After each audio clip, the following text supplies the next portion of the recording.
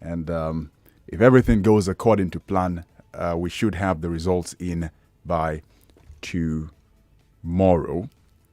I'm going to run through what will happen between now and noon. So shortly, Wemimo Adeuni will be in, and then I'll take over from 10 a.m. again, where we have a parade of some of the finest analysts in town, as well as a crew we have in Anambra State who will be updating us real time with the polling as it happens. So don't blink because just like we did with Ondo and Edo State, the elections in Anambra are also very, very crucial. There are 18 candidates in all vying for office today.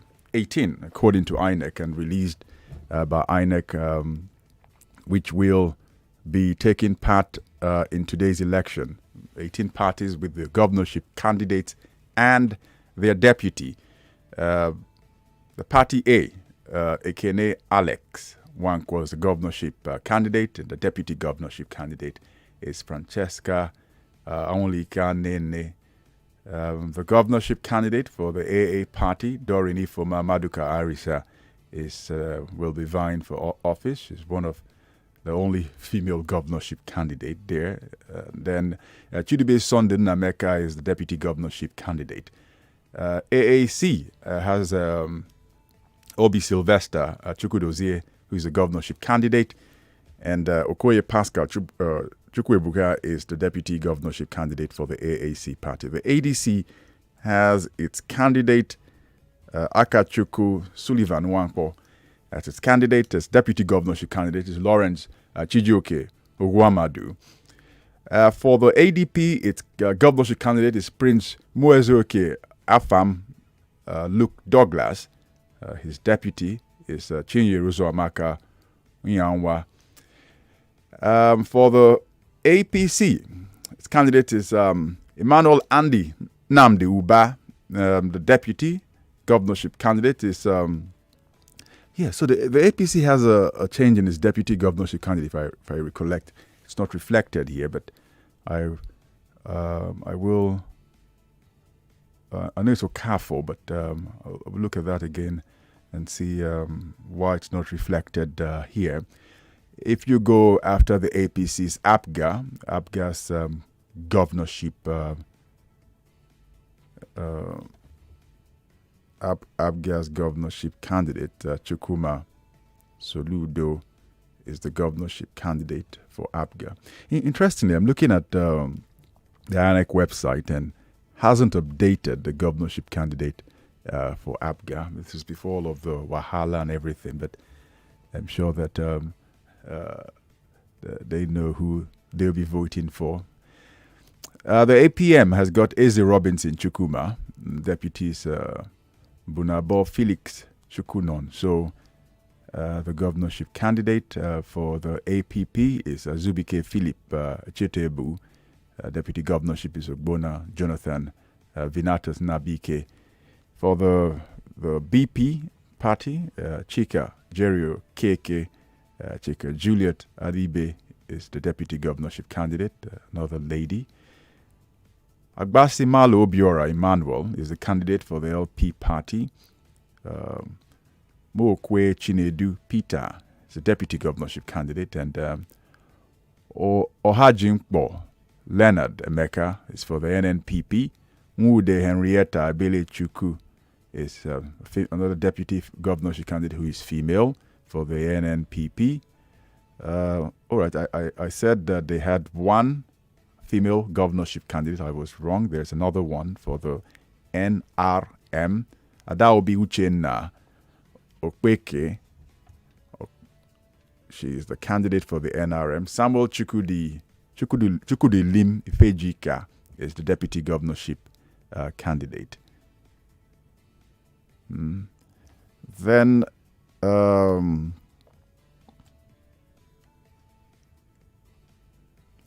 then for the PRP, Namdi Nwawo, who is the candidate, and Humphrey Oyenwe Anaso is the deputy governorship. Ekelim Edward Arinze is the governorship candidate of the SDP. and Okoli Richard is the deputy for the SDP.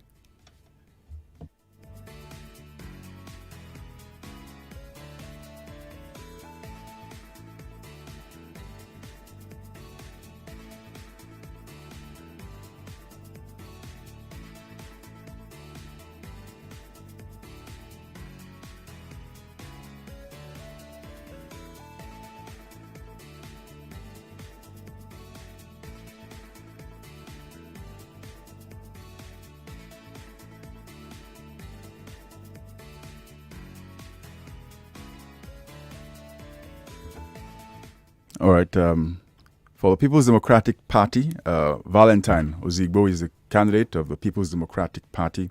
So a number of mistakes on the INEC website for the candidates. I wonder why this wasn't updated, but I just realized that the PDP on the INEC website didn't see the candidate, but that's Valentine Ozigbo is the candidate for the People's Democratic Party. For the YPP, Ifeanyi Patrick Uba is the candidate, and then the deputy governorship candidate is Aloysius Izuchukwu Eke and Ugwoji Martin Uchena for the ZLP. And finally, the deputy governorship candidate for the ZLP is Nsobundu Izuchukwu Thaddeus. And so you have 18 in all who will be vying in today's poll. And if you listened yesterday at Public Square, where we began the big discussions ahead of today's poll, we spoke with the National Commissioner for Information, the INEC National Commissioner for Information and Voter Education, Festus Okoye. And he had said that when we had asked him what we expected in terms of the technological innovations that will happen in today's poll, or what new things to expect, Festus Okoye had said that one, we're going to see a continuation of what happened in Edo and Ondo in the electronic transmission of results, which means that once people have finished voting at the polling unit, it will be uploaded online to the INEC website, and through the viewing portal, you will have an opportunity to see firsthand how it's happened, and this will help also to in making the process transparent. He also talked about the bi-modal voter accreditation system. This is a new one. They tried it earlier on, he said, in a by-election that happened in Delta State. But he says that what you're going to see is that the bimodal system will verify the voter's accreditation, first by fingerprint, and then he says by facial recognition. And this will replace the card readers going forward in how voters are registered, accredited at the polling unit. And was trying to explain later on to me that it will take not more than 3 minutes per candidate, per voter rather, to get this all through. And when it was tried, they didn't have any issues with the machines in terms of whether the battery will run out or not. So something we'll hope our crew will report to us and see how the bimodal voter accreditation system happens. And it's been dispatched already to the local government areas. 21 local government areas you have in Anambra State. Also, he said that some polling units, because of some exercise which was conducted last year, now they've converted at least 1,112 voting points to become full-fledged polling units. So in total, Anambra will have for its governorship poll today 5,720 polling units. 5,720 polling units. And then those of you interested also more in the numbers, the voters we're expecting in today's poll is 2.5 million. INEC says they've got 2,000,000 525,471 voters who have been registered to take part in this election. It will be interesting to see how many of that number will show up at the polling units today. So again, 2.5 million. They got added to that number, 2.4 million from the 2019 election. So we've seen an increase of nearly 100,000 between 2019 to 2021. So something for you to think about. And then, those were the key things he talked about. Another important thing that happened on Thursday was that the candidates had signed a peace pact, which was chaired by former military head of state, General Abdusalami Abubakar, which is actually his brainchild, where the candidates sign an accord saying that they will abide by the results. They will make sure they are peaceful, and will also ensure that their supporters abide by the result as it happens also too, and in no way be seen to support, sponsor, or promote violence. Very important, even though it's been viewed largely as symbolical, but we've seen that over the years it's become a staple also too in the electoral process. So that's something to think about also too. And ahead of today's poll, we've also had a heavy build-up of security. We spoke with a correspondent yesterday who is in Awka, the capital, as well as Achike Chude, who will join us also too later on. He's with the Nigeria Civil Society Situation Room, and he talked about a large build-up of the security. The idea, where you have tens of thousands of policemen and the military also to station in strategic points, is to assure the residents that they can come out and vote, and that their safety will be guaranteed, together with the ad hoc staff, because I know a number of you are concerned about the youth corps members who will be deployed today at the polling unit. Professor Sokoya also said that the commission, that's INEC, has ensured that even the core member lodges have been secured throughout this exercise. So we'll look at that also too. 16 minutes past 7 on 99.3 Nigeria Info. We are about 44 minutes or thereabout from the beginning of polling. So I'm going to go shortly to one of our correspondents to give us an update on what they're seeing so far. And then I'll open the phone lines and speak with you to tell us what you expect in today's poll. I know many of you have are real stakeholders. A lot of callers come from Anambra State, and also know one or two people, even though residing in Lagos, have a vested interest in what happens. Remember, campaigns are over, so there'll be no campaigning for any candidate during the calls. We'll just talk about the process and also the issues and what you expect. It'd be also interesting to see whether the IPOB sit-at-home order that was lifted by the group spokesman will be in any way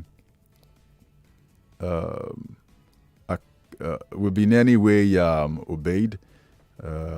Be interesting.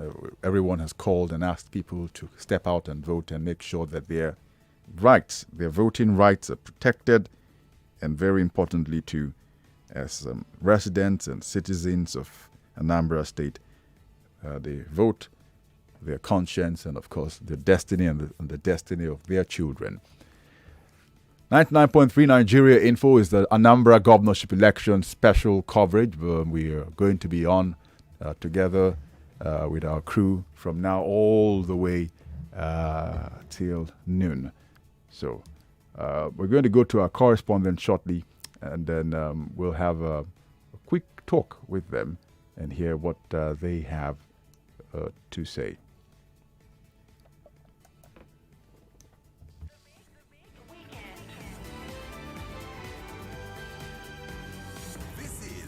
voice note on 99.3 Nigeria Info.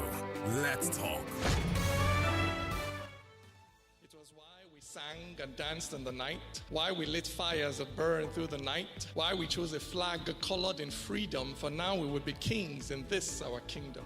But our first head of state was Igbo, and the next, though a soldier, also Igbo. Then Angas ruled, followed by Hausa, and then came the turn of Yoruba.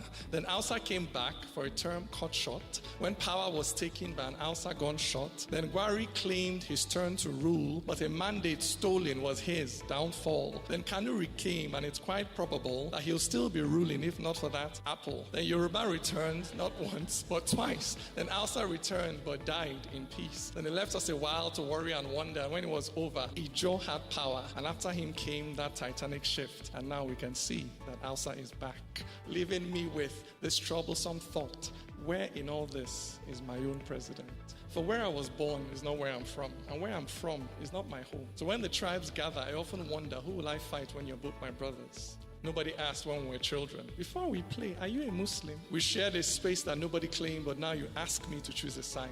When we were students, nobody asked if North and South could share a desk, if East and West could study together, but now you tell me that I'm a stranger. Stranger, yes, to these ways of thinking that tribe is everything. The Niger and Benue, they meet in my hand. I'm not an indigene, but this is my land. And this is my language, I speak nothing else. My home is here, I know nothing else. My tribe is my nation, I am nothing else, and this is my country. I have nowhere else. And so, though people are quick to assure me, to tell me this country I live in is free, deep in my heart, I know that freedom, my freedom, is yet to come, when no one will question my origin, when no one will call me a non-indigent, when no one will kill me because of my faith, when no one will cheat me because of my state, when my state will be wherever I live and will change whenever I choose to move, the day I find not a Nigerian president, but that a Nigerian is finally president. And so, while the flag of ethnicity still flutters over this land of two shining rivers, and the tribes take their turn to misgovern my country, I look to the future, for I'm not yet free.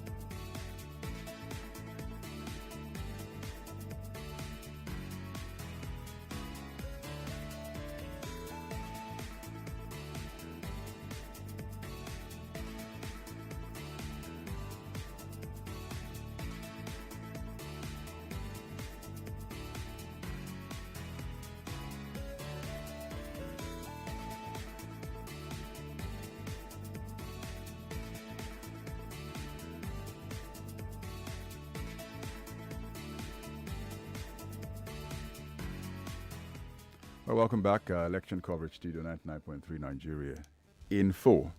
So we have our crew out at several locations, many of them making their way to the polling units because they probably want to see as whether it's going to begin on time, which has always been a big thing, especially during voting, to know whether voting will begin exactly at 8 a.m., to know whether many of those teething problems we experienced in the past are done and over with. So once it's 8, we'll get them all on board. I've spoken with many of them already. They're headed to their locations in Onitsha, in Oyi, Obosi, Demili.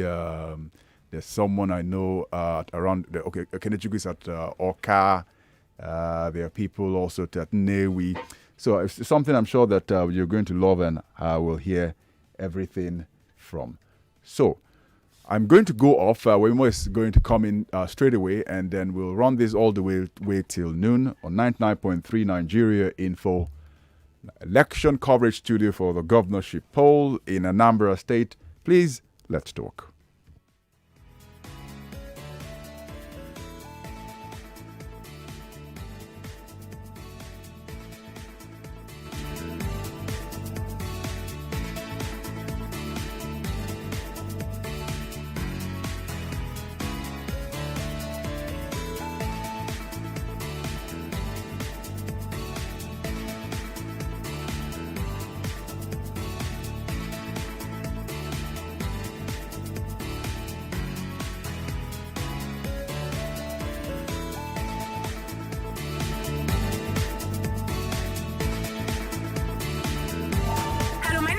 From Ikorodu. Hi, I'm Emeka from Festa. My name is Ahmed from my papa. I want to tell you about my radio. My radio is my best friend. My steady companion. My radio keeps me informed all day long with hot topics, trending news, politics, and current affairs. My radio gives me the best music. My radio is Nigeria Info. Everybody in Nigeria listens to Nigeria Info. Hello, my name is Ronke from Ikorodu. Hi, I'm Emeka from Festa. My name is Ahmed from my papa. I want to tell you about my radio. My radio is my best friend. My steady companion. My radio keeps me informed all day long with hot topics, trending news, politics, and current affairs. My radio gives me the best music. My radio is Nigeria Info. Everybody in Nigeria listens to Nigeria Info. You can have your number one radio with you wherever you go. Wow, really? Download our mobile app, search Nigeria Info FM on Google Play and Apple App Store. Your number one station for talk. 99.3 Nigeria Info. Let's talk. We keep you informed all day long with the best radio programming. From the morning crossfire with Sheriff to What's Up Lagos with Collins, Teke. And at noon, it's the sunny side with Joyce. Let's talk hard facts with Sandra Ezekwesili. I will present a story the way that it was presented. Femi and the gang bring the game on with day-by-day accounts of magnificent moments in the world of football. And we also keep it live and dangerous with Daddy Freeze. And finally, the chat station. All for your listening pleasure. Your number one station for talk. 99.3 Nigeria Info. Let's talk. Hello there. Good morning. 99.3 Nigeria Info. It's 27 minutes past 7 a.m. It's Saturday morning in Lagos. And it's the 6th day of November 2021. The D-Day has come in Anambra State. This is a day they get to choose the governor for the next 4 years. The only state in Nigeria that is not governed by either the APC or the PDP, so you can understand what the hustle and the bustle and the tussle is all about. So it's a fight of giants today to get that seat, to lead the people, the second smallest state in Nigeria after Lagos. Okay, so it's a big deal today. That's the only state again that is not being governed by either the APC and or the PDP in the whole of Nigeria. So both big guns want to get a bite of the pie today. They want to also take on Anambra State. You know, it's like taking territories, like, oh yeah, let's go in and get this place. APGA has always been the party, taking the lead in the state. But things might change because of the politics that we've seen play out in recent times and over the years. And especially, again, because the big guns want to have a bite of the pie, while APGA wants to also ensure that their foothold in Anambra State is not taken away. But today is that day when people get to choose. The intrigues that have followed in the earlier weeks, including IPOB declaring a sit-at-home order, which they then cancelled by Thursday. So this had already put a lot of fear and also a lot of security forces in Anambra State. And you're wondering, a state with about 11 million residents, you're wondering why we need so many, about 30,000 policemen, about 20,000 civil defense officers, all because of one election, governorship seat. We have these conversations almost every time there is an election. It is a big deal in Nigeria. Security is stopped on the conversation. And while the government is trying to protect the people, bring a show of force and show that they're ready to get hijackers, anyone who wants to disrupt the election out of the way, it also has a counter effect, which is that the people begin to get afraid of seeing so many guns around. And while it boosts the confidence of some of the voters, it creates apathy in some other voters. So we're looking out to see how many people will turn out to vote today. Voting starts at 8 a.m. It's now 7:30. As Aho has told you, we have a correspondent who will be going around. We also have some election groups that are monitoring the election that would also be calling in and giving us updates as it goes. Before we kickstart the election matters properly, I'll be calling our correspondents one after the other shortly. I will start with you by speaking to you about our election cycles. Some of you who spoke to me on the Morning Crossfire yesterday said some of your relatives who are in Anambra State already packed their things and left for villages because they just didn't want to be a part of whatever trouble could brew. Fear is palpable in Anambra State right now for a lot of the residents, and we're not certain if they would come out to vote.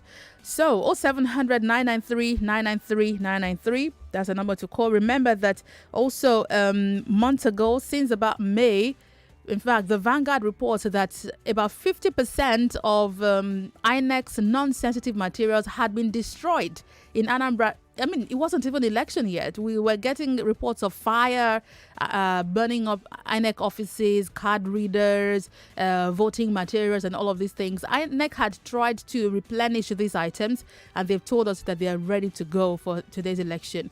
But you can see that players, whether in full value or whether they have people working for them, the tussle has been really tough for this small state of about 11 million people. All right, let me know what your thoughts are regarding the election holding today before I bring in my guest. 0700 993 993 993. Female callers, we have a line for you, and that's 014657190. If you're in diaspora and you would like to join us, you can call me on Skype, and that's Nigeria Info FM. You find us there. Just put a call through. Hello? Oh, my very first call that goes a boom. Hello? What's up? Why are you all booming up on me? Hello?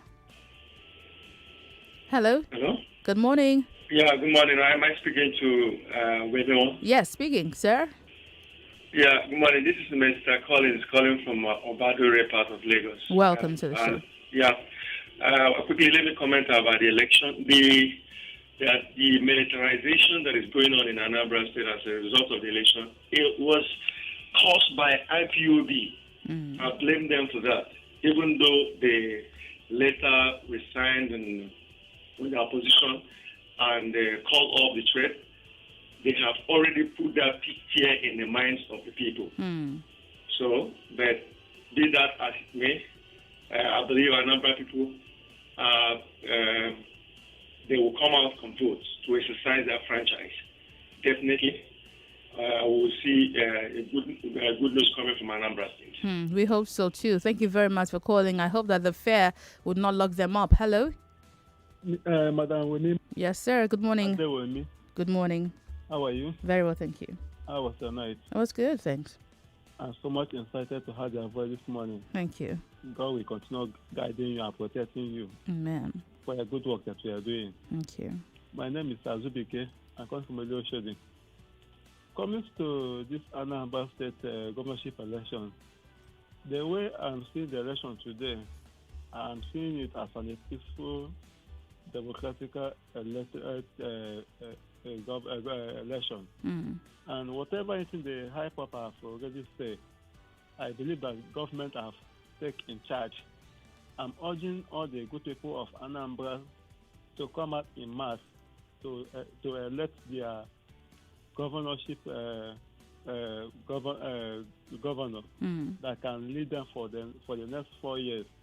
I don't think that they will have any violence in Anambra. So people should not fear because the government is in charge. So that is what I can be able to tell Anambra. Thank you very much. Anambra is my neighboring state. Because if you pass Anambra, you will not get Imo State. So I don't think that what happened in Imo State will happen at Anambra State. Thank you very much for calling me. Hello, good morning. Please put off your radio. Good morning. Yes, sir. Good morning.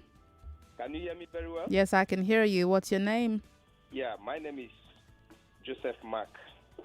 I'm calling from Afromedia by Okuko. Welcome. Or John Local Government. Welcome. Are you hearing me? Yes, I can hear you. Go ahead. Right. You see, today's election, I hope that everything will go peacefully. But there are certain things that you radio houses doesn't want to hear, which is the truth. Like to say, every either protest or anything that happens since 2015 in Nigeria, it was either the state government hijacked it as a hoodlum or the federal government. And because they doesn't want people to tell them that where they are wrong. You see, in 2019, I thought that the election were shifted because of some certain reasons. Am I right? So if there is problem right now, what stops the government to shift it, to resolve that issue? What particular issue are you talking about? I'm talking about the Anambra election. I'm making a reference. So which part of everything you've mentioned do you say radio stations do not like to talk about? I was waiting for you to tell me which part we don't talk about. I mean, the radio stations doesn't like to hear is any way to blame the government. Really? Yes, openly. Really? Yes. Can you listen to me very well? You've been speaking for 1 minute 30 seconds. I've been listening to you. All right. What I'm trying to say, or what I'm saying is that anytime there is either protest, a kind of conflict like this, government like to hijack it. Yeah, I don't think that you've told us anything that's new. I mean, people have talked about it several times. But thank you very much for calling. I was waiting for you to tell me something, boom. But it's nothing new that we've not had before. We've had people make such allegations. I mean, NSAS protests and whatever. So that's not new. Hello. Hello. Good morning. Yeah, morning. Please put off your radio. What's your name? Yeah, Andrew is my name. All right, welcome. Yeah, what the last caller said is it's not the way you're looking at it. He's trying to say that why not the direct word is that why not they shift the election when they see that there's problem instead of this uncertainty that is mounting on every home, on every church, on everybody's lips. Let us pray. Yesterday was going to be a prayer they do throughout. A prayer they do election. My goodness. I know, that's my station. I was listening to your sister's station. I was listening. Now, prayer the day they do election. What is happening? Election, is it election are turned to church? What is election? Not to choose a candidate. We do election for village. They do election for church. Do we pray over it? We don't. We just choose somebody. Yeah. Even when they are choosing Catholic bishop, they just do their normal ceremony. They don't need fasting and prayer, right? They don't man this kind of pressure. Yeah. Police, hold on, I'm coming. That's what that man is saying. That people. No, that's not what he was saying. That's what you are saying. That wasn't what he was saying. Okay, that's what I'm trying to appeal to you. So please be patient with me. What I'm saying is that I have many people on the line. You guys need to understand with me, no please. No problem. The issue is that the election would have been shifted instead of mounting this pressure because with what is happening, it appears they want to choose somebody by all means. That is exactly why people are looking at it like that. But me, I want to put a vote. You know the reason? So that they can choose somebody they want. Because if 10 people vote, the person won't get the 10 vote before Katakata boss. The person don't win with that. That's it. Thank you very much for calling. I appreciate your thoughts. Hello. Hello, good morning. Good morning, ma'am. Welcome. What's your name? This is Mrs. Adeto Kumba on the line. Thank you for calling. Now, concerning this Anambra election. Please put off your radio. Please put off your radio. This Anambra election is taken so serious. You see one thing, if I'm in Anambra, I will not vote. Because the ones I'm voting, what are the governors are doing? It's the same thing, corruption, all of them are fighting for to come and stay and pack money. They are not doing anything in that Anambra State. That state is very, very poor. Igbo land as a whole is very poor. The masses are doing, selling, buying and selling to eat. Nothing the government there is doing. They're only packing money, saving. Look at the people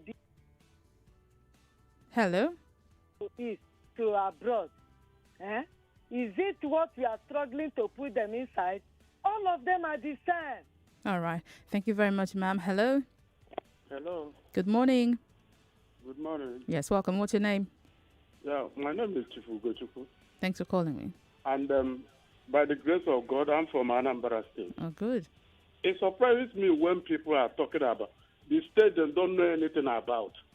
The person that called that Anambra State is a poor state and all that our governors are not doing anything. I'm surprised. Because right from Ngige, Peter Obi, and Willie Obiano, Anambra State is a great state. It's throughout Nigeria now. Everybody can testify. I don't know why. If you are from Anambra, you will not go out and vote. If you don't go out and vote, if Anambra people don't go out and vote, all you know is that next year March, somebody must sit on that seat of power, and it may be ministry, sole administrator. So he must go out and vote. He must encourage people to go out and vote. That's why we're here. Please. That's why we're here. Thank you very much. Thank you. I like that you're from the state. Well, let me get to our reporters shortly because we're getting some reports from media houses also covering the election in Anambra State. The Guardian is reporting that some police officers deployed for today's election are protesting, or they protested yesterday, the alleged non-payment of their feeding allowance. So they went on a protest yesterday. The officers demanded that the 10,000 naira approved for their feeding should be paid immediately. Okay. We hear that some of the officers gathered at Idemili Ogidi Police Division chanting, "Pay our money." All right. We will.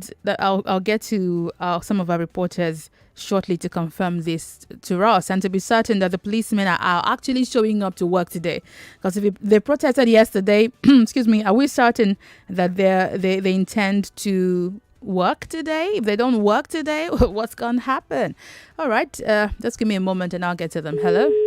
Sorry, please try again if you're able to. Hello? All right, so it's you too. Hello? Hello, good morning. Good morning. Yeah, top of the day to you, Emima. Thank you, ma'am. The woman with angelical voice. Thank you. Thank you. You know what? People should know that government belongs to God Almighty. You cannot say you are a Christian or a Muslim. You are neglecting election. Because God gave us that mandate and relationship with him, with mankind to him, to select who we want to rule us. It is given to us by God. That mandate and that blessing is given to us by God. Even though somebody you choose did not dance to your tune, but eventually he will dance to the tune of God Almighty, either for or against. So you cannot say you are a Christian, and yet you refuse to vote. Then, the Bible says, obey the government. The book of Romans chapter 13. So for people to belong to God or to be calling Jesus Christ, at the same time you are working against Jesus, you are not a Christian. All right, ma'am. Thank you very much. Hello? Hello? Good morning. Good morning to you. Yeah, my name is Chris. I'm calling from Anambra State. Oh, awesome, Chris. I'm listening to you via Nigeria Info mobile app. Mobile app, yes. Thank you very much. Precisely from Agota local government. Thank you for calling in. Within here, it's been peaceful and calm. Good. People are actually coming out. So I'm surprised why people who are in the East are saying Anambra is this or that. Nothing within where I'm calling from has been calm and peaceful. That's very good. Exactly. And the woman who said Anambra is the poor state, we are not poor, and we can never be poor, and we don't depend on anyone. That is why we are Anambrarian. Anymore. Hey, Babe. I based in Lagos, but I traveled home because of this election to go and vote. Great. That's good. Have you gone to your polling unit this morning? Yes, that is where I'm calling you from. Okay, have the electoral officers, are they there? Are they set up the tables? They are setting up as I'm Good. talking to you. That's like very this. good. And movement, people are coming out peacefully. So That's very nothing is good. happening. Yes, so leave about people saying there will be war, there will be fight or nothing. If you want to choose your governor, you come out and vote. Exercise your franchise. You don't sit in your bedroom and be castigating or thinking whatever that will happen. Yeah, I agree with So you. we are out here to vote. That's good. So Thank you. All the way. No. Who is this one? Thank God. Well, we were so sharp. Come on. No, so please don't do that, okay? This is election day, so you can't campaign. You could have done that throughout last week. I don't care who you want to vote for. Go there and decide. You don't have to announce to us. All right, don't do that on radio. Otherwise, I'm really going to... What am I going to do to you? I'm just going to cut you off, that's all. Okay, hello? Sorry, please try again if you're able to. Hello? Hello. Good morning. Morning. Yes, welcome. What's your name? Nigeria Info. Yes, you are. My name is Wemimo. What's your I'm name? the first caller. Ah, that's good. Thanks for First-time calling. caller. Thank you. Yes, as regards to Anambra election today, what I have for the Anambrarians is that they should not be afraid of come and vote, because today is their day. Yeah. If they decide to stay at home and not to come out because of fear of one declaration or the other, they are simply doing themselves. Because at the end of the day, they will be the same. They and Nigeria will be the same people that will be complaining that that governor is not good. So they should come out now and vote their own choice. That is my advice for them. They come out and vote their own choice instead of allowing whatever power to impose someone on them. And at the end of the day, they will be regretting. So my advice to them: election is not war. Yeah. It's not a place where they share blood. It's a place where you cast your own vote to elect your leaders. Yeah. So they should go ahead and do so, not to entertain any form of fear at all. Yeah. Nothing will happen. The election will be conducted today. The result will be declared at when due. And That's the it. winner will be also announced. Thank So you. I want to advise them, please, this democracy, nothing will happen. Go ahead. Go outside and vote, please. Thank you very much. Thank you very much. Please remember to keep it short for me, okay? Hello? Hello. Good morning. Good morning, Wemimo. How Yes, are you doing? I'm great, thank you. This is Madam Gloria. Thanks for calling. Well, you see, the radio is there for people to talk. Somebody came on air here to mislead people. If I was to be in Anambra, I would not vote because this government, they are not doing anything. Is that person living in another world? How can you say Anambra State is poor? I'm not from the southeast. Anambra State is one state that I learned, I don't know Wemimo, if I'm wrong, you can prove me right, Okay. that they are not owing salaries. Is it true? Yeah, correct. They are not owing salaries. And the rate of unemployment is about 14% or something like that. So I don't know where that woman got her own figures from. And she was talking. Well, today I wish Anambrarians peaceful election. Thank God IPOD saw reason. They called off their stay-at-home order. Although I had a friend who is from there. I called her yesterday to ask how far. She said, I have left Onitsha, Asaba. I said, why? He said, I'm running away from my dear life. I said, you could have stayed back to vote. That if you don't vote, government will still emerge. Maybe they may be the people you don't want. He said, my vote will not count. I said, well, you will belong to the other side. So all the same, I wish all Anambarians good outing today. Thank you very much, ma'am, for calling in. Hello? Hello. Good morning. Good morning, Wemimo. Yes, sir. This is National. National. Calling from Ojo Alaba. Hi. Yeah, good morning. Good morning. Yeah, as regards the Anambra State election, I have my fear. That is, I sincerely hope it's going to turn out to be a peaceful election. But my fear is that there might be low voter turnout. That's my only fear. Very, very low. That's my only fear because many people, my relative that I called, they said that they've all, I'm from Imo State anyway. Okay. Anambra State is our neighbor. Yeah. So my relative, they said that they've traveled back to my home state. So he's going to vote. Oh, Then good. talking about, somebody said that Anambra said they are very poor. That is very, very far from the truth. Anambra State has the best road network in the whole of Southeast. They have the best road network there. In fact, Peter Bikwe was a governor. He left a very big legacy there. Anambra State had the best road network in Southeast. So Anambra State is not a poor state. They are very, very. I'm from Imo State too. So that's what I wanted. Thank you very much for calling. We can all agree. Just to make it clear, let me help you. Anambra State is rich in human resources, in natural resources, which includes natural gas, crude oil, ceramics, bauxite, and also has almost 100% arable soil. So the soil is very good for agriculture. Almost anywhere in Anambra State where you throw something down, it will grow. Almost 100% arable soil. Anambra State also has a lot of resources in terms of agro-based activities. They've got a lot of fishing going on, a lot of farming going on, pasturing going on, animal husbandry going on. It's a beautiful, nice state to be in. Again, the second smallest state in terms of size. Lagos is the smallest in Nigeria, followed by Anambra State. They have an estimated population of 11 million people. We've not had a census done in a long time, so this estimation is done based on projections by population bodies, the same way we estimate population for Nigeria and for Lagos State, for instance. So they have an estimated population of about 11 million people. Again, unemployment rate in the state, let's just clarify and get this out of the way. The National Bureau of Statistics does regularly a breakdown of almost anything. So let's look at this is as of 2020. Where's Anambra State here for me? Okay, let me, Anambra. Hello. So as per 2020, this is for 2020. You can take a look at it. I think you guys should get used to checking. Okay, here we go. Unemployment rate as at 2020 is put at about 16.47%.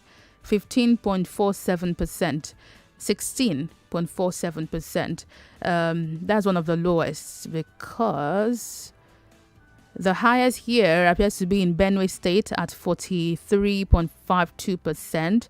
Anambra is one of the lowest. Abia has the lowest here so far. All right, let's see. Oh, Lagos has the lowest, huh? Okay, I hear you. All right. Hello, good morning to you. Yeah, good morning. Welcome. What's your name? Hello. I can hear you. What's your name?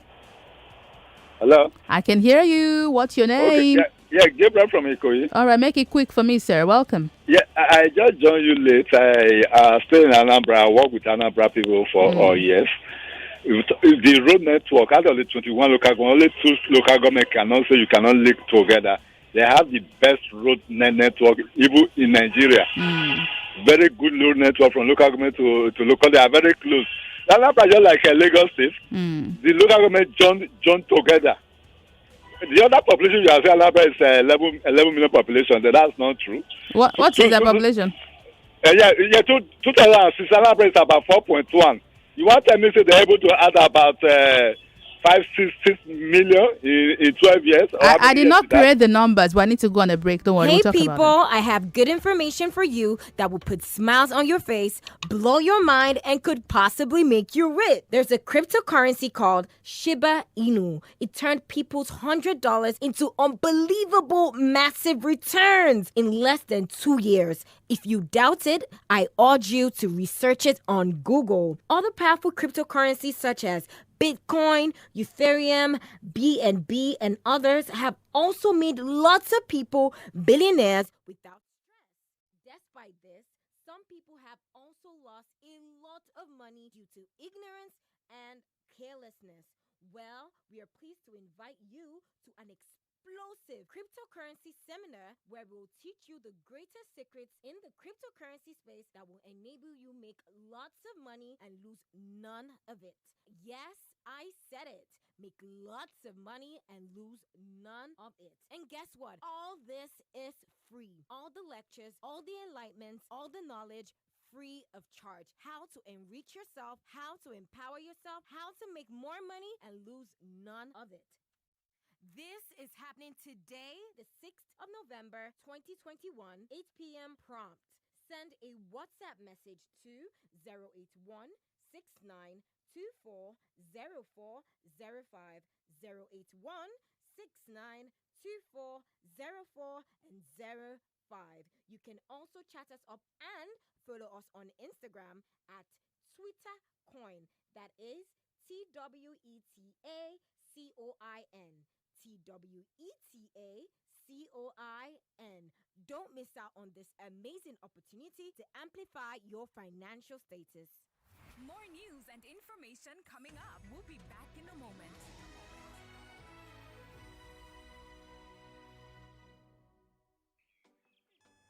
Dem no dey tanda one place dey wait for life o. You go sharply waka go meet am.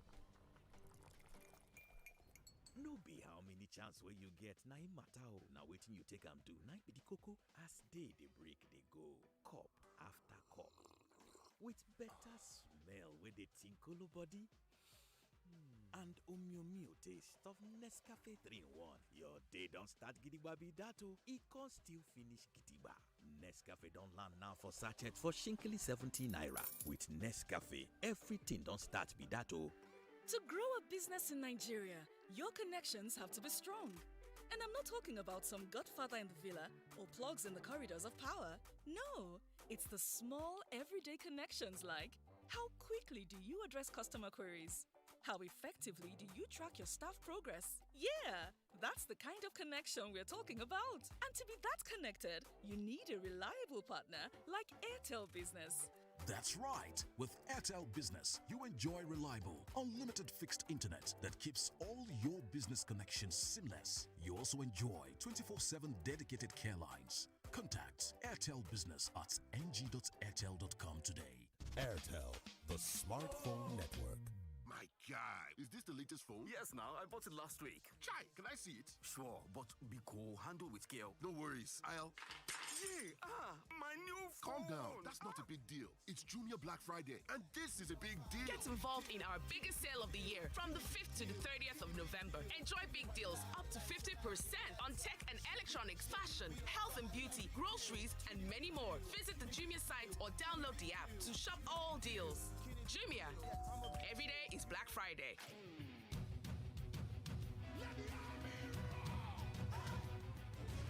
Once upon a time, there was a revival in Nigeria, from the west to the south and from north to the east. Contrary to popular opinion, the revival is not over. The revival is here. We are digging the wells of Lekki 98 with The Outpouring. Ministering Bishop Francis Walioke, Nathaniel Bassi, Jerry Eze, Bukola Bekes, Chingtaki Shaku, Daniel Olawande, and many more. The convener, Dunsin Oyekon. Venue, Sapphire Open Ground, Lekki. Date, Sunday, November 7th, 2021. Time, 4 p.m. Free buses will be available to transport attendees to the venue. The Outpouring, Revival, Worship, Prayers. Someone gave me this script to read, but I'm JJ Okocha. I don't know how many words I must read in a minute. I play football, not Mr. Actor. I don't read scripts. I'm at my best when I feel this. That feeling? That's betking. Join us at betking.com. Dem no dey tanda one place dey wait for life o. You go sharply waka go meet am. No be how many chance wey you get na im matter o. Na wetin you take am do na be the koko. As day dey break dey go, cup after cup, with better smell wey dey tinkolo body. And Omyomio taste of Nescafe 3-in-1. Your day don't start gidigba be that o. E can still finish gidigba. Nescafe don't land now for sachet for shinkily 70 naira. With Nescafe, everything don't start be that o. You are listening to your number one station for talk. Your number one station for talk. 99.3 Nigeria Info. Let's talk. Uplifting the nation through information. Is it appropriate for a policeman to be searching through somebody's phone? No, it is wrong. The problem that the lecturers have against IPPIS is very simple. Our lecturers, they are teaching in University of Lagos alone. They are teaching in other universities, private, public, state, all kind of universities. Now, this IPPIS will cut off this madness. So that is what they are against. No, they feel like the federal government is a corrupt government. So let them be chopping their own at the federal level, while the university will be chopping their own at the university level, academic level, and it can't continue like that. Your reliable station for more information around Nigeria. 99.3 Nigeria Info. Let's talk. The home of the best talk. Then give BTC's dollars at 390 naira. They cross over and sell it at 502. Who does that? In Nigeria, the most important election as a youth in Nigeria is the presidential election. That's what we're waiting for. No, that's a lie, yo. 99.3 Nigeria Info. Let's talk. Hello, my name is Abdul. My friends ask me how I stay updated with current happenings around me despite my busy work schedules. That's my secret. Everywhere I go, my radio goes with me. In the morning on my way to work, and even in the office, I'm always tuned in to 99.3 Nigeria Info. It keeps me going through the craziness of my everyday. My radio is my best friend. My radio is 99.3 Nigeria Info. Information, news, talk every day. Can the woman make you steal? Oh yes, a woman can make you do a lot of things as you know. The judge cannot find you culpable for a crime when there are no rules for even the extent of the punishment. Those women who are leaders in politics, they refuse to marry because of what they are nagging. When it comes to that position, we would rather divorce. But Prosper, it's their right. 99.3 Nigeria Info. Let's talk.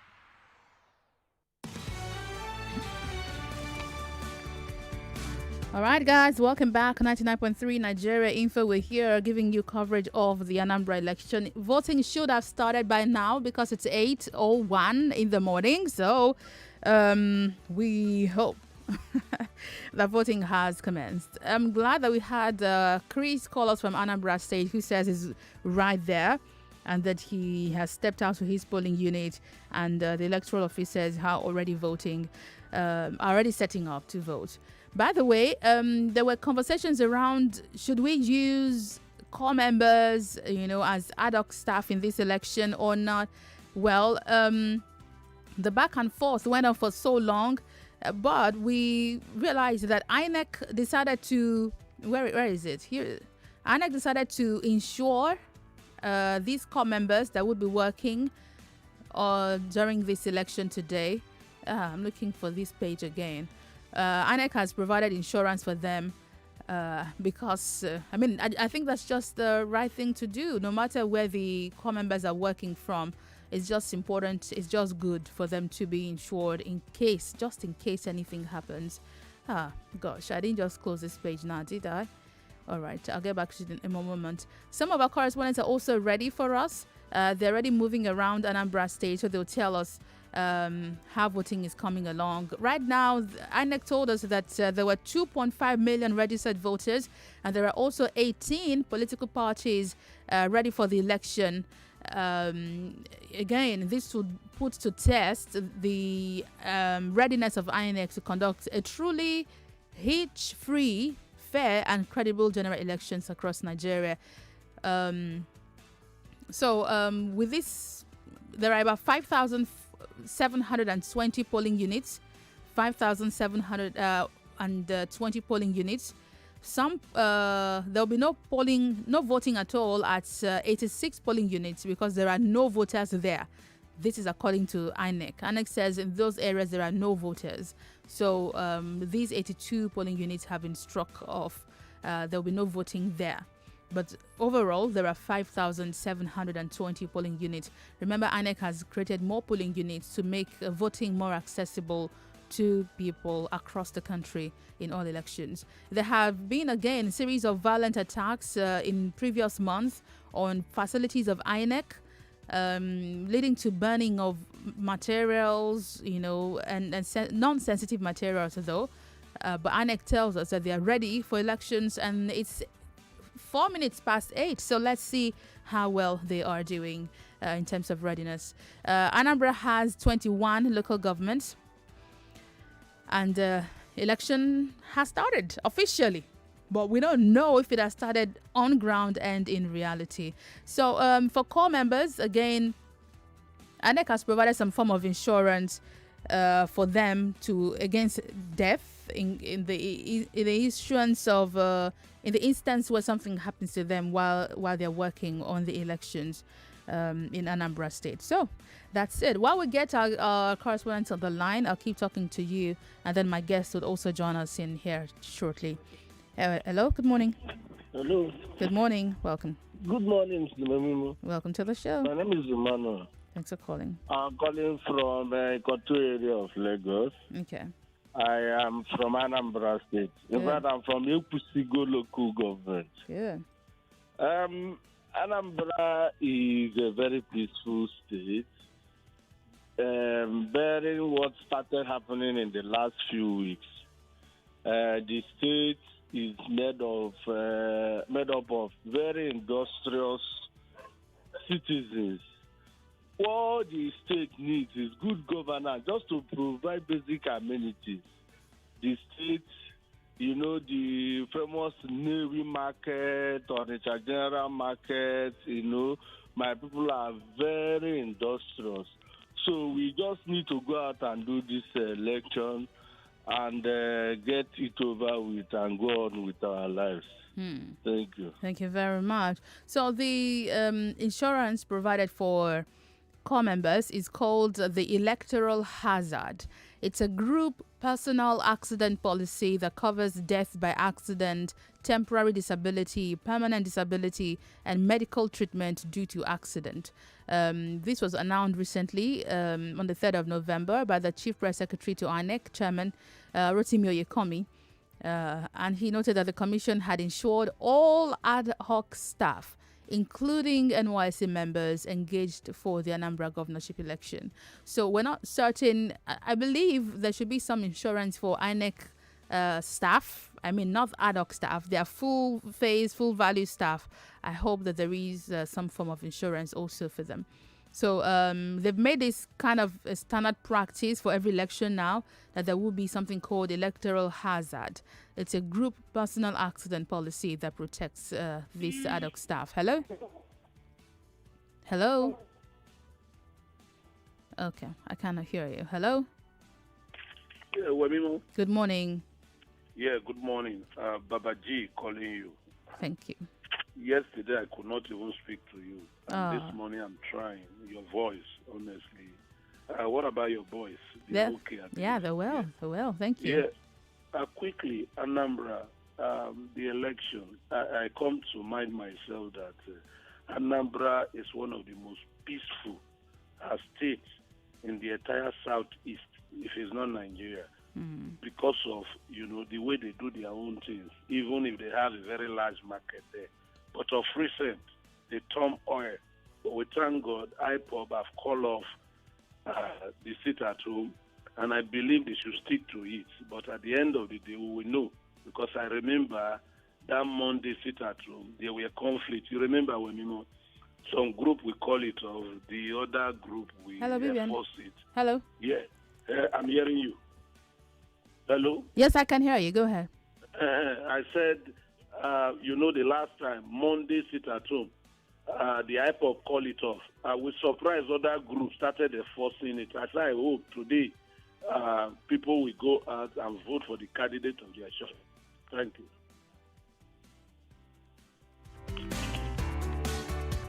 All right, thank you very much for calling. I appreciate that.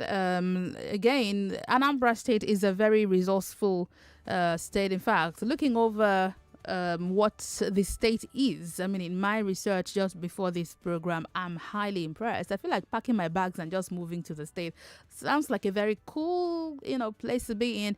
I mean, it looks all good. So, as I told you earlier, there are. Let me tell you, so far the governors that they've had in Anambra State. No, I won't start from military rule, but let's just start from democracy rule in 1999. We first had Chinwoke Mbadinuju, who was governor in 2000 from 1999 to 2003 under the PDP. We had Chris Ngige, was governor from 2003 to 2006, also under the PDP. We had Peter Obi, who stood in as governor March 2006 till November 2006 under ABGA. Virginia Etiaba was governor from 2006 to 2007. So they've had it in staccato, if you hear staccato, to 2007. It's just less than a year. How many months? November, December, January, February, 3 months. It was appointed when the previous governor, Peter Obi, was impeached by the state legislature for alleged gross misconduct. She transferred her powers back to Peter Obi after 3 months when the appeal court nullified the impeachment. So Peter Obi came back in 2007, February, of course, until 2014, still under ABGA. Now, in 2007, around May, Emmanuel Nnamdi Uba, that's Andy, we popularly call Andy Uba, was elected and sworn in as the governor of Anambra State. So there was a back and forth tussle between who's going to be governor around that period. 27th of May 2007, but he was removed by a Supreme Court decision in 2007 in June. He was governor for, guess what, 14 days, just 2 weeks. And then he was removed and Peter Obi came back till 2014. Willie Obiano was governor from March 17th, 2014. Was also under ABGA. So PDP has led the state only twice. ABGA has been there since 2006. And so ABGA is still currently there. That's Willie Obiano. So the tussle now is PDP trying to come back. APC has never had a bite of Anambra State, and I'm sure they're working hard to make sure that they're there. Chief Willie Maduabuchukwu Obiano was sworn in 2014 as a new governor after the expiration of Peter Obi's second term. Obiano is also in his second term. He was elected for a second term in 2017. All right, so that's it. That's the real out so far since the democratic rule in 1999 up till date. So you can see the tussle of power brokers. All right, let me speak. It's 10 minutes past 8. I want to know how elections are going. I'm coming to your phone, to your calls. Okay, my correspondents are busy. Okay, give me a moment. I will get them here shortly.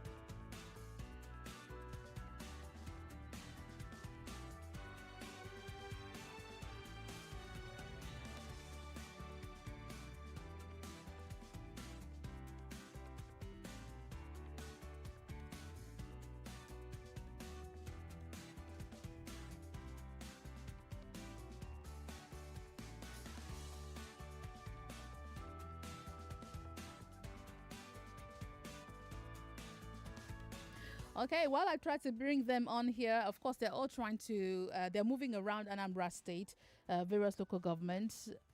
Again, there are 21 local governments in Anambra State. We're trying to reach as many as we can in that environment. Okay, well, once I get them on, I'll bring them back here. Okay, sorry about that. If you want to join the show, the number is 0700 993 993 993. If you're a female caller, we have a line for you, and that's 014657 It's D-Day.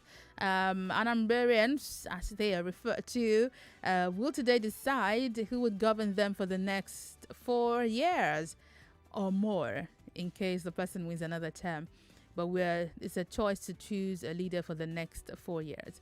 We're live on Facebook and on YouTube, so you can join the show there and watch right now.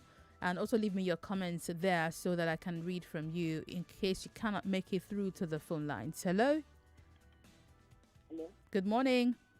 Good morning. Welcome to the show. Okay, I'm Chidmakong from Maja. Thanks for calling. Yeah, the issue, talking about Anambra State, there's something I got to notice here. The point is that we as Nigerians place positions, especially electoral positions, above individual lives. And with that kind of mindset, it's going to be very difficult for good things to happen, because when you are seeing your aim as a more important thing than a person like you, if you look at it this way, now they are deploying 35,000 policemen to a state for just an election. Then if you were to be an external war, how would they run the security system? With additional thousands of civil defense corps. So they are already creating fear in the hearts of the residents. Many are leaving their homes now to go and camp because they can't even predict what the next minute will hold. I pray for peace in that state, but we Nigerians should change our mindset, especially when it comes to electoral offices. Thank you. Thank you very much for calling. And talking about security, just yesterday, just barely 24 hours to today's election, we got reports that the IGP removed the head of security arrangement. That's Inspector General of Police. He removed the Deputy Inspector General, that's the DIG, Joseph Egbunike, as the head of the team for the election. The first PRO, CP Frankenbach, confirmed that DIG Egbunike had stepped down. No reason was given for the removal of this senior officer, who's an experienced hand and who's also an indigene of Anambra State. He was replaced by Acting Deputy Inspector General of Police in charge of operations, DIG Zaki Ahmed. Speculators have been saying that, it might just be to ensure that there is no mago, the way we say it here, just to ensure that no foul play is happening anywhere. So let somebody who's not from Anambra head the team so that there's no interference whatsoever. We're not certain that is what happens, that is what happened, but there was a swap done yesterday. So we have another person leading the security team for the elections today. Hello? Okay, please try again later. Hello? Are you there? Yes. Good morning. Good morning. What's your name? Mr. Frank from Ojo Alaba. Welcome. He said, please try again. Are you empty?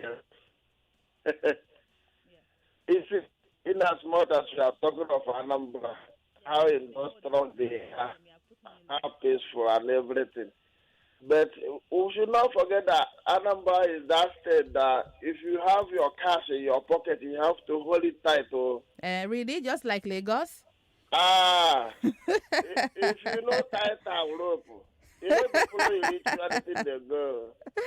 Thank you very much. Okay, I have one of our correspondents here joining me over the phone. Kenechiko Foma is here. Good morning, Kenechiko.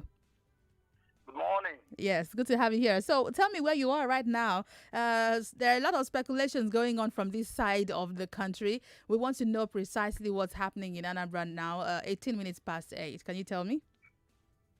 Okay, yes, I'm presently at Amatutu Village, Ward 2, Agolo.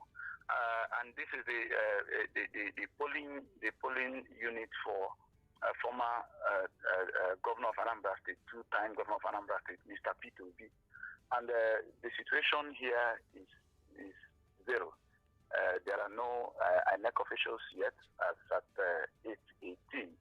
and there are no voters also, although there are people who are at nearby shops obviously waiting for the INEC officials to come out. Prior before then, I had moved from Oka because where I'm talking to you about, Amatu village was 2 Agolo in an Ocha local government area. I had moved down from Oka, and same was the situation. I had gone to the INEC headquarters in Oka, that is for Oka South local government. We are at Amobia, and I saw materials being distributed, for onward movement to the various parts of the local government. Headed down to Aguata.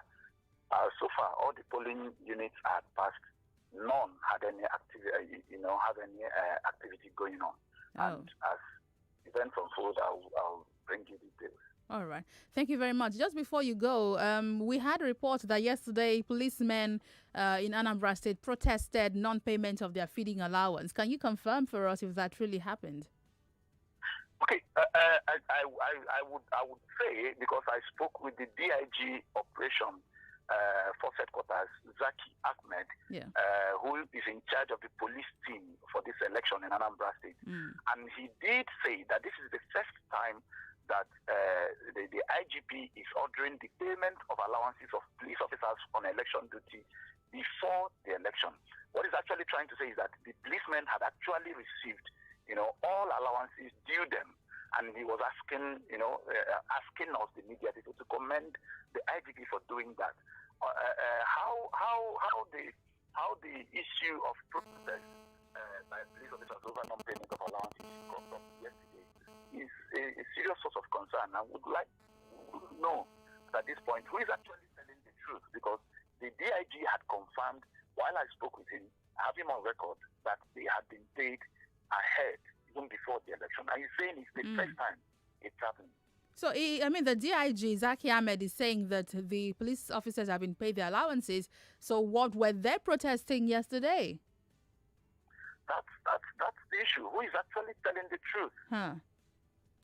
So at the INEC offices, did you cite police officers, or at the polling units, do you cite police officers? We want to be sure that they would come out to work today. Okay, while all the roads had moved through today, there were heavy presence of security personnel, police officers, members of the Nigeria Security and Civil Defense Corps, NSCDC, the Federal Safety Corps, and the Nigerian Army. They were all on ground, armed. Although not close to the polling unit, I have moved through the major expressway from Oka to Onitsha, and I saw them. So if probably that allegation is true, don't you think some of them would not have come out? Yeah. I thought as much. All right. Thank you for these updates. Certainly, I'll be coming back to you soon. So keep doing the good job while I keep talking here, and then we'll come to you again to give us more updates. Thank you very much, Kenetiku. All right, that's our correspondent there, Kenetiku Ofoma, who has given you updates. He has gone round Aguata, Rumba North and South, and also Oka South, and he has given us updates. So what we've gathered so far, in many of the polling units, nothing has started, but at the INEC office at Oka, distribution of materials have begun. So let's say they're possibly just about moving items from the INEC office in Oka to other parts of the state. So let's keep our fingers crossed now, shall we? Hello, good morning to you. Are you there? Good morning. Good morning. Is that Wemimo? Yes, this is Wemimo. Hello. Okay, good morning. My name is Richard. I'm calling from Yaba. Welcome.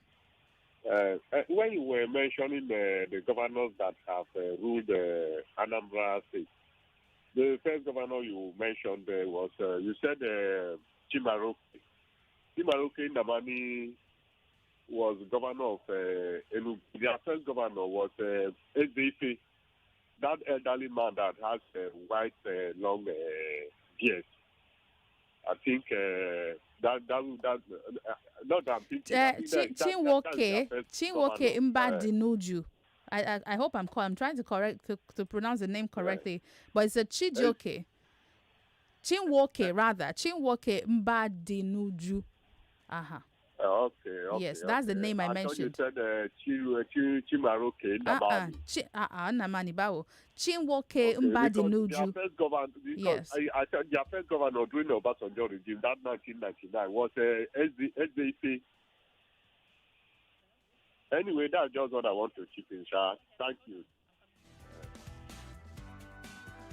Okay, thank you. I like that you're paying attention. Thank you very much. But that's the name of the first governor. So I have another of our correspondents on the line here, Doreen Obianuko. Hello, Doreen. Hello, good morning. Good morning. How's it going in Anambra State today? I would say it's going smoothly, but I don't know what to say if there is election going to happen in the state because some of the polling units I visited this morning, I'm surprised that they've not set up yet. So see the electoral officers with their van and all their materials. Yeah, I don't know what is happening, but I'm still hanging around waiting. Some of the party agents, they are here, and some electors that want to cast their vote, they are here, but we're still waiting for the electoral officers to come. Okay, so for just to be sure, tell us what area of Anambra you are and which places you visited particularly. Okay, on the north, presently I'm in a federal housing estate because we have a lot of polling units here, the new and the old. But I'm surprised that I'm yet to see them. They are not here. I've gone around like 3 units now, but I've not seen anybody. Wow. Well, Kenechukwu says the same thing for the parts where he's covering, but he tells me that from Oka, election materials are being distributed from the INEC office. Apparently, they possibly started moving late. I mean, this is 25 minutes past 8 already. Yeah. The election is supposed to commence by 8 a.m. So I don't know, maybe there's a delay in the movement of the materials. One of the fears that we've had from this part of the country is low turnout. Does it look like voters are they hanging around? Are they excited to vote? Honestly, I don't know because some of them, they are going about their business this morning, the ones that sell close to their homes. But I just have few persons hanging around the polling units. So let me just assume it's because they are yet to see the electoral officers. Maybe that's why they are not out yet, because I just have few persons around. So businesses are open as usual? Yeah, it's normal street business, and so they are just going about their business. All right. I'll come back to you again shortly. Let's hope by then the voting would have started. Thank you very much, Doreen. All right, thank you. All right, that's Doreen Obianuko from Onitsha's North. And she's been to several polling units. We've also spoken to Kenechukwu Ofoma, who's been to Agwata, Orumba North and South, and Oka South. And voting has not started. It's 26 minutes past 8, and there's no voting starting yet. Okay. For those of you who are live on Facebook and YouTube, I'll come to reading your comments shortly, but that will be in a moment because I need to go on a break very soon. I'll also be speaking with our other correspondents. Some of them are around the Obi's Palace at Onitsha South. We also have people at Oyi local government area, in Kwele, Ezunaka. I've told you people to teach me how to speak Igbo. You have not taught me. That's one language I really want to learn because I love it so much. So we'll go there, we'll speak to them, and we'll know how it's going. And then I'll take more of your thoughts on the election. The election studio is open all morning till noon, so stay here. My name is Wemimo Adewuni. I'm back after this break.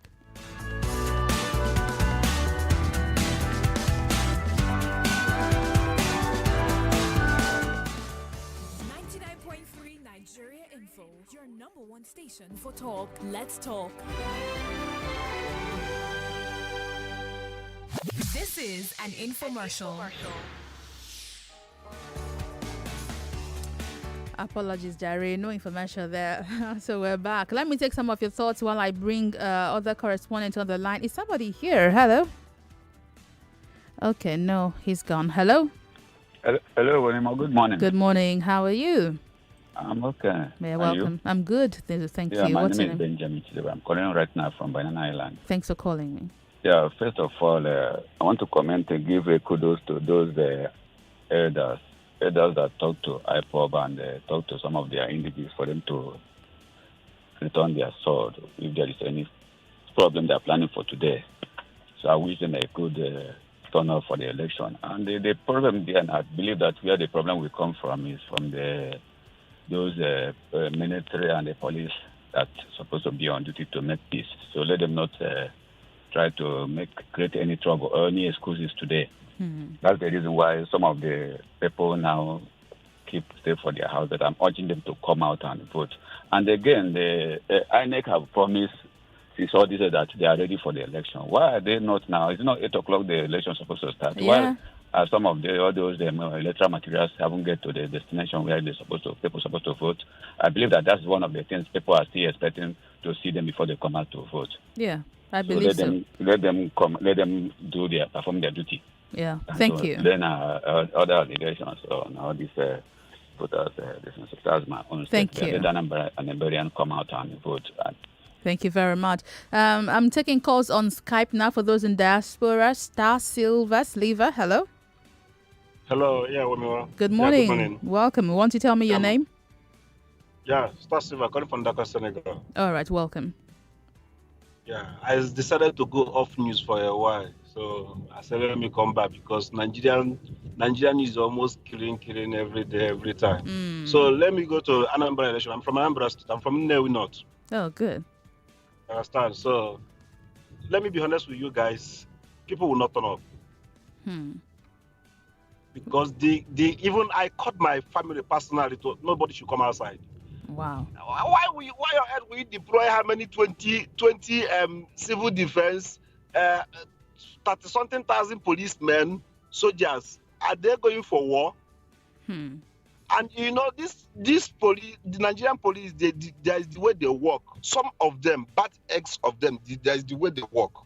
If they want to work, if you send them to go and check somebody, they will reach there and beat up the person. You understand? So I have called my people now. I have called people. At least polling unit is in front of my house. Nobody, nothing. Nobody is there. Even the high-neck official are supposed to even come. Nobody was found. Even what people don't understand is this Biafra agenda of a thing.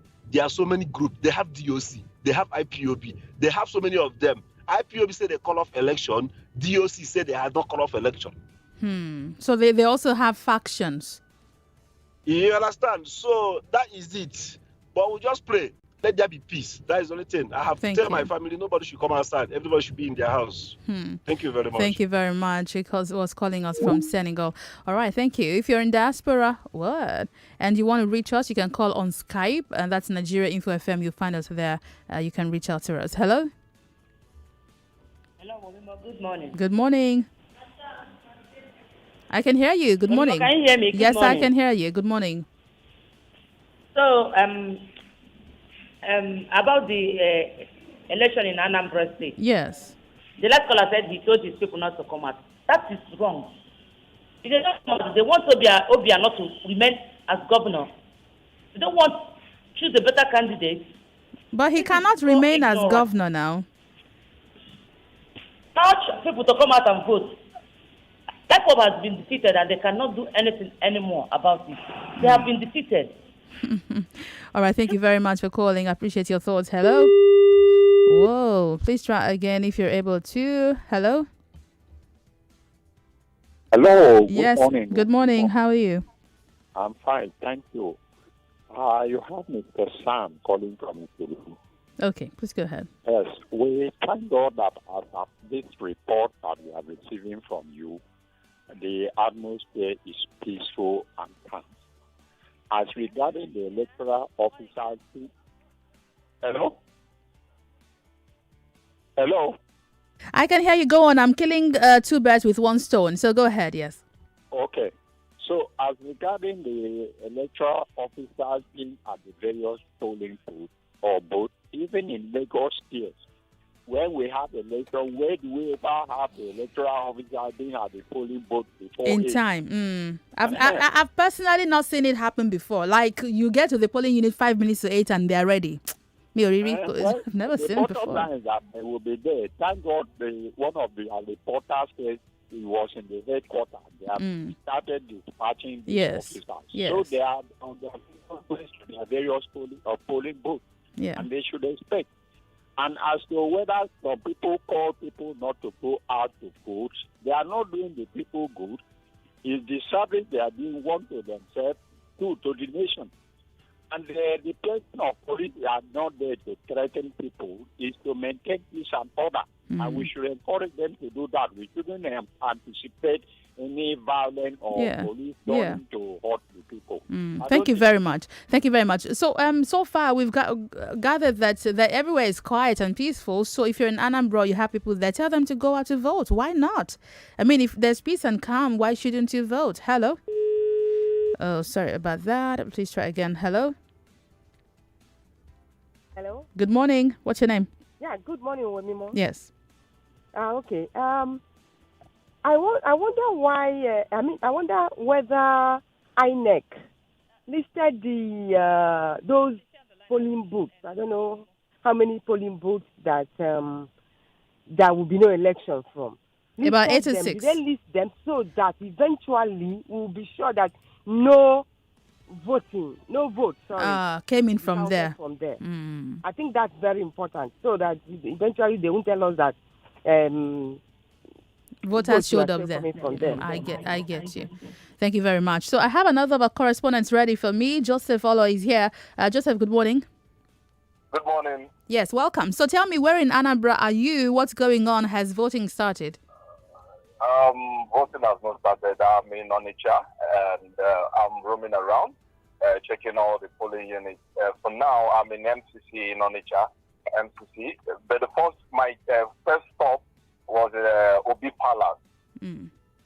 That's the Obi of Onitsha Palace. I went there. I've not seen any INEC officials. Not of the area was dry. So I have to leave there. Although we have presence of postmen, that's military, both military and police. They have to check you. They have to check you very well before you have to. They have to give you access. If they want to give you access, they have to check everywhere. Your car, they have to touch you to make sure you don't have any weapons before they will give you access. So, but for the place I've gone to, where there's a polling unit already, the turn up there is very low, like 5. 5 people? Like 5 people. Yes, 5 people. So for now, I'm still going around. I'm trying to go to Obosi. I'm trying to go to Obosi where, although that place is not really that safe, I want to check how the security situation is also there. Then I'll give you a report on how that area is. Because that's where mainly these are IPOP guys. That's where they really stay. So I want to check if there's a turn up there. If there's none, I'll still let you know. Maybe when you call next. Okay. I'll get back to you shortly. Thank you so much and well done. Thank you. All right, Joseph Holler there. He's been to the Palace of Obi in Onitsha. He's moved around. Voting has not started. He says he saw a few people hanging around, just about 5 people. Apparently, so we cannot say right now, this time, that people will not turn out to vote because, election materials aren't even there. Electoral officers are not even on ground yet. So we're not certain that people will not turn out. So maybe when these INEC officials do get to their destination, to the polling units and set up, then people will be encouraged to come out. Hello? Good morning. Good morning. Madam. I want to say something that is baffling me. Anambra, I don't think it's a core IPOB state. Our son that is heading IPOB is from Abia State. Abia is very, very peaceful. Anambra is, riotous. I don't know why. And this election is going to make or mar that state. Come out and vote. If you don't come out, the ruling party will vote themselves in. Come out and vote. Anytime from now, it's normal. I used to be a politician too. By this time, I will not be going to the polling unit. I will wait till around 10. You will see people that then everybody will be on deck, the INEC staff. And people will start accreditation. So, I don't know. Come out and vote the right party. If you don't vote, APC or ABRA will take the plea. Oh, no, don't do that. Whatever party they vote is what they vote, okay? Don't do that. Any party can win, no matter your own personal affiliation. It does not matter today. I don't want to hear it today. I don't want to hear it, okay? Hello, good morning. Hello, good morning. This is Happiness. Happiness, thanks for calling. Miss Happiness from Ikorodu. Welcome. I believe let's just give the electorate from 9 to 10 because maybe it's because of the situation on ground before. You know, the IPOB just call off the seat at home. Yeah, but there are, as our reporters have said, the security officials are already on ground and they're patting people down, checking you. So why won't ANEC officials be on? It's the 9. It's the 9. And that's why people have not turned up because they know, assuming it's before, the electorate will just go there and sit down and wait. You understand? It's just because of the situation on ground before. That's why people have not turned up. So let's just give them from 9 to 10. Let's just see what will happen. Okay. We're here. I mean, that's why we're here. Thank you so much, Happiness, for calling. We're here. We'll see when the elections will start. But if the elections start 2 hours before time, does it mean that it will end 2 hours after time? I mean, how's it going to run? Let me go onto Facebook and take some thoughts. Thank you to everyone who's watching. Charles Movic says here the decision of IPOB is a good step and a disappointment to hoodlums. I appreciate their decision. The Good Samaritans, thank you. Louise Martins, those people calling IPOB cowards know nothing about the game. I laugh them. What's that? Sunday Ojofor, thank you. Agemang Vincent, I see your messages here also, but I'm gonna just give them. Anthony Okafo says, nice decision by IPOB. Femi Taiwo, good morning, Wemiwo. Something you said caught my attention, and I ask myself if Anambra is the only state not governed by PDP or APC. Is there any difference we see? Or is there a better thing that ABGA has brought to the table ever since they're there? Obviously, it's not an issue of which party, but who is the person. That's why independent candidacy should be the best option. It's well with what people from Anambra who have called or who've been there have said to us. They said just about 2 local governments in Anambra State don't have good roads. I'll confirm again with our correspondents when they do call in. But with what our callers have said, Anambra, I mean, looks like it's thriving. I mean, it looks like it's doing very good. Can we say it's because of the political party ruling? Well, I cannot make that decision on this table, but we can look at the facts and draw up a conclusion. It's Handel on Facebook says, good morning, Wemimo. I am from Anambra State, Oka South to be precise. I can tell you for fact that my people are not coming out for any election, not only because of IPOB's threat, but because we do not trust Buhari's government. They might come and launch an attack on innocent citizens in the name of IPOB. Lekki Toge shooting is a case study just to force their own candidate on us. So our lives are more important than election, and we know what to do if they tried. Oh, so you're afraid that government might launch an attack on citizens and then claim that it's IPOB, and that's why you're not going out to vote? Wow. Anoze Charles, could please? Oh, thank you. Yes, I'll take Skype calls. Oluwashina Omoyeni, we just hope security issues will not mar the elections. I'm here hoping the same. Kelex Kelechi Oka says, good morning. I encourage all IPOB members, Anambra Command, to vote and not allow Anambra to be taken over by the enemies. Who are the enemies? They should know that them voting would not stop the struggle for the restoration of Biafra. Well, Engineering KC, watching from Dubai, thanks for calling in. So Omotoyosi, please don't blame the federal government about the security personnel deployed to Anambra election. This is to ensure peaceful elections. Keletiki Anna says, if I and the good people of Anambra... Okay, I'm sure you mean that you wish the good people of Anambra the best and pray that God's will be done and not the will of mortal men. There's this disturbing video that you said you saw yesterday night where a group of individuals were in a room thumbprinting and was purportedly said to have been in Anambra State. Well, we see these videos all the time. I can't confirm it right now. You wish that authorities could get hold on that video and investigate it diligently. Well, I also wish the same. Let's go on to YouTube and see if we've got thoughts in here. Just Believe is your name. Okay, you're asking questions not related to this. Hello. Hello, good morning. Good morning. Yeah. Wemimo? Yes, sir. Hello? I can hear you. Good. I'm just praying and I'm appealing to Ndi Anambra, they should please come out and do the needful and vote. This issue of saying they may neutralize Anambra State, it is because of what was about going to happen, and the federal government decided to do that so that they can all come out and vote for whoever they want to be the governor of Anambra State. But if they fail to do that, they are giving a very big window for the president to declare a state of emergency, and he can appoint anybody, even if it is an Hausa man, a military man, to become the administrator of Anambra State. And that person will stay there till 2023 before any election will hold. So I'm appealing to them. They should come out and vote. Come out and vote. That is my appeal to Anambra people. They should not shy away from this issue of voting. Nobody is going to kill them. The military are there to protect them. The police are there to protect them. The NNDC, all of them are there to protect them. The federal government is not bringing anybody to kill anybody. That is my appeal for them. They should come out and vote. Thank you very much for calling. I appreciate your thoughts. Hello. Sorry about that. Please try again. Hello. Hello. Good morning, Mommy. Good morning. All right, my name is Chooks. Yes, I'm welcome. calling from Ibejireke. Go ahead, please. All right, I'm from Anambra. No, precisely. Good. All right.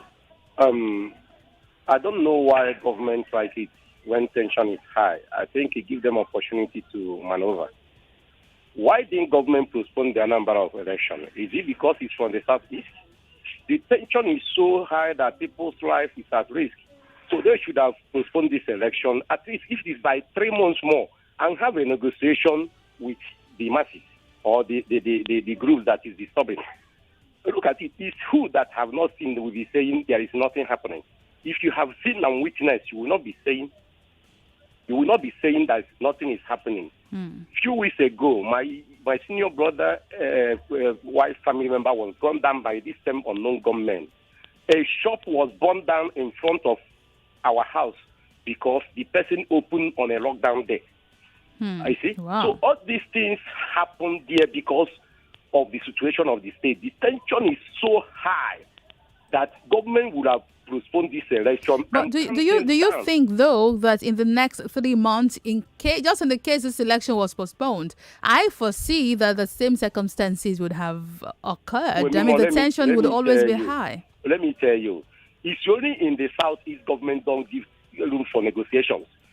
They give room for Boko Haram for negotiation. They give Niger Delta for negotiation. They should have given these people opportunity for negotiation and let them refuse. Then maybe the violence will take it by force. But putting masses on tension, let me tell you, there is a polling unit in my front in my backyard, but I will never advise any of my family members to go there and vote. The risk is so high. Whoa. The other day, just 2 weeks ago, in front of our king's house, they were shooting heavily there. Who were those shooting heavily? The same unknown government people are talking about. It's as people that see them. They don't hide. They're everywhere. All right. Thank you very much. That was quite a conversation. Well, talking about postponing elections, there have been suggestions about the postponement. In fact, some civil society organizations, a coalition in the southeast had called on INEC to postpone the election. They made this call last month. They're saying also that this might douse tensions and also the fears created in the minds of the people. But INEC has said, well, everything is ready. We're good to go. There's no reason to postpone the election. And that's why we're going on with it today. Now, also IPOB had come out on Thursday to say that they are just ordering, they ordered a sit at home. They didn't ask people not to vote. But they're even cancelling the sit at home order that they've given to their members, and so elections can hold. So is there still a reason not to go out to vote today when it appears that all the parties involved are ready to go? There doesn't look like there is a tension anymore, or that there will be a confrontation anymore, since IPOB is taking the back seat here. Hello? Hello. Morning. Hello. I can hear you. Good morning. What's your name? Good morning. Yes, sir. Hello. I can hear you. What's your name? My name is Floyd. Your name is? Anambra State. Okay. All right. Welcome to the show. You know, when they say our own is different than my own, I know better my own. I know it better than you because it's mine. This election of the matter, they are saying that they're supposed to postpone it, and it's supposed to be done like that. Because these people are very strategic on this work. Buhari is not a president who can lead this country peacefully. Why not? Okay, so because as he pack all these security people there, that is not what he's supposed to do. What would you have recommended? Sorry, what you say? Are you there? Okay, thank you. So I'm partly, trying to get you. Looks like you just woke up from sleep and you're just so. Come on, hello. Good morning, everyone. Good morning. My name is Jude. Jude, thanks for calling. I've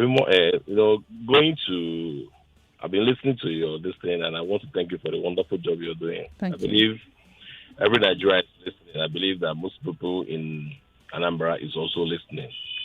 The truth is this: I've listened to so many callers, and some people in their bedroom will say, "Go out and vote." You come out. See, the tension is so high in Anambra State. I am from Imo State. Since all this thing started, you won't believe that I've not traveled to my town. My people there will say, please don't come. They don't want anything to happen to you. There are so tension in the southeast that... Can you hear me? I can hear you. Okay, please go ahead. I said there are so tension in the southeast that people are afraid of coming out. Okay, is the police now coming to change the narrative? Let's say, for example, what happened in Lekki Toll Gate in Memorial Day. There was an assurance by the police that people should come and do a free protest. Only for people to come there, and they were embarrassed. So many people were called for not just coming out to protest. Do you understand? Now, in Anambra State now, if same thing happens to people who come out to cast their votes, who you are going to blame? Who is going to care for those ones that are going to come out? Is Nigerian police or army, are there any positive thing they are going to do for any Nigerian citizen? See, I'm not saying the Anambra people should not come out to cast their vote, but the tension there is so high. But with IPOB calling off the sit-at-home order, why is the tension still high? You see, there's one thing about, I listened to one of your programs when the security summit that was done. Yeah. A man was saying something about being programmed. See, so many hearts have been programmed in a way that we are using the picture of what has happened in Nigeria to judge a situation that is going to happen next. Do you understand? So people are not... See, if anything happened to anybody in Nigeria, who cares? That's the question. Who cares? If anybody died there now, and they have a responsibility they're supposed to take care of, who is going to take over the same responsibility? Somebody said they are going to declare a state of emergency in the state. Whatever they wish to do, see, there's one thing, they only have it for a number of times. They're not going to last there forever. I am encouraging them to come out. But see, how are you going to come out to cast an election when there are presence of soldiers, there are presence of army, so many people are coming there? Are they coming to change the narrative that we used to know about Nigerian police? But all right, thank you very much, though. You've taken quite some time. But the idea of having so many security officials was to actually... So this appears to be counterproductive, because the idea was to ensure that people are calm enough and they feel protected. But if the presence of the security officials are now causing tension, then it's become counterproductive. And if there are not enough security officials on ground, we would again hear people say that the government did not provide enough security, seeing how tense the situation has been. Now the government has provided security. Now people are also saying it's because of this security now that I will not vote. So what exactly do you people want? What do you want? Okay, hello? Hello, good morning, Wemimo. Good morning. This is Mr. Tony. Thanks for calling. The issue of IPOB, I want to really thank them for calling off this sit-at-home, because they know what it really meant. That if they decide to allow that sit-at-home to hold, it's another problem entirely, because it is no longer an agitation. So, but what I want to beg the Anambra is that they should please come out, let them vote for whoever they want. because it is very, very important, very, very important that they come and vote. If they don't, it's a difficult one. The federal government will do the needful, and that is what the constitution permits, the state of emergency, and an administrator will be appointed. And if they allow that to happen, they will be the loser. They will be the loser because everybody is looking at development, calling for development of their particular area. But when there's an administrator, where the money goes, nobody knows. Nobody will give account of it, and that is just it. So they should please come out. So after today, by Monday, by God's grace, they continue their business. Right, so thank you. Those who are saying they should not come out because of the militarized Anambra State, the military, the police people are there to protect the good citizens. Yeah. That's what I also think. That's my appeal. They should come out and vote. Thank you. Thank you very much. So, I mean, the security officials are there to protect the citizens, not the other way around. So, I mean, hello? Hello. Good morning. Good morning. How are you? I'm good. Thank you. What's your name? Yeah, Bola from Bagada. Welcome. Yeah. With what I'm saying, I want to believe everything is peaceful as far as the election is concerned in Anambra, at least with the channel television, with the accreditation going on and people actually turning up. I think is a nice thing. I must give credit to the federal government, INEC, for insisting that the election must go on. Now, what gives anybody the assurance that if it is postponed, when there is a particular number of months that one must actually have the election, why must it be postponed? Meaning a particular set of people has been able to force government to postpone an election. On what ground will that one happen? I'm happy the soldiers are there, or the police, the officials are there. Everything is going on smoothly. So it's a nice thing. People should come out and vote. And if anybody wants to dare federal government, let them come out and they will get their life wasted. No. I understand what you're trying to say, but no.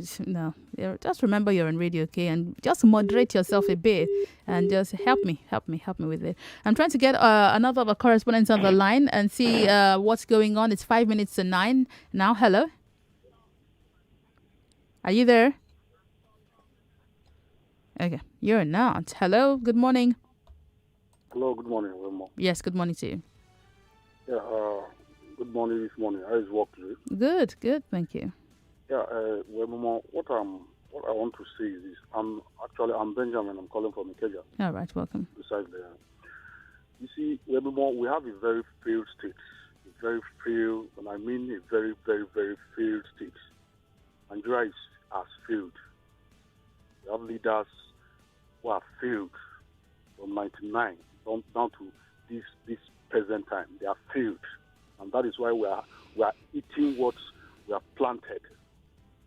It's unfortunate. It's quite unfortunate. We don't have intelligent leaders. Your internet cut you off. Okay, let me take a very quick break and get some of our correspondents. Let me see. Okay, yeah, let me reach out to some of our correspondents, get them on the line. So, I mean, it's almost 9 o'clock. Let's see what's happening.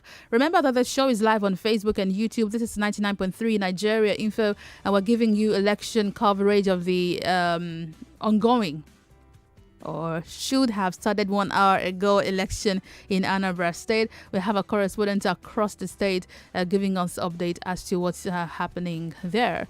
All right, my name is Wemimo Adewuni. I'll be back with you again shortly. Let me just take a quick breathe, get correspondents on the line, and I'll be right back. Don't go away.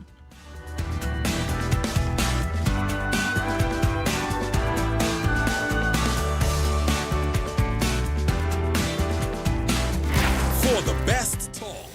Your state governor is said to have ordered immediate employment of 5,000 youths. Don't we need more of these to come from different governments? Stay with Nigeria Info. Do you think that maybe those food items just came like that, decayed already? I mean, what is really the truth? I try to be careful not to use the word hoarding because I do not have that points at that. Your number one station for talk. 99.3.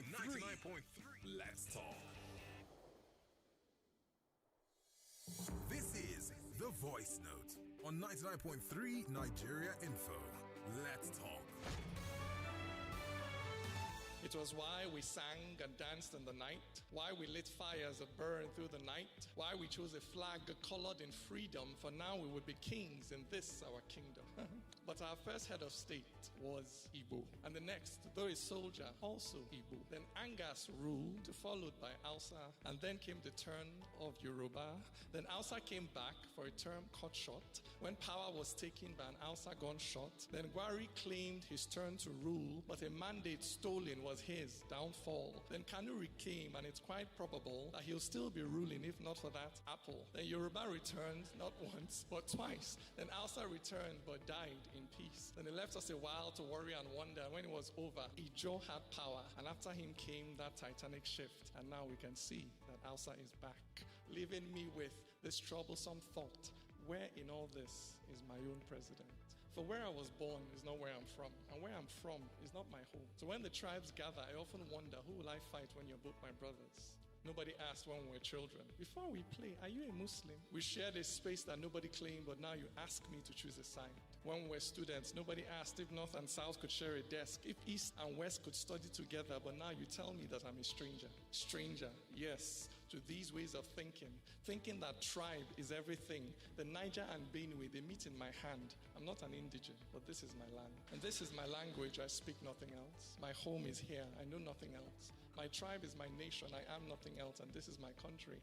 I have nowhere else. And so, though people are quick to assure me, to tell me this country I live in is free, deep in my heart, I know that freedom, my freedom, is yet to come, when no one will question my origin, when no one will call me a non-indigent, when no one will kill me because of my faith, when no one will cheat me because of my state, when my state will be wherever I live and will change whenever I choose to move, the day I find not a Nigerian president, but that a Nigerian is finally president. And so, while the flag of ethnicity still flutters over this land of two shining rivers, and the tribes take their turn to misgovern my country, I look to the future, for I'm not yet free.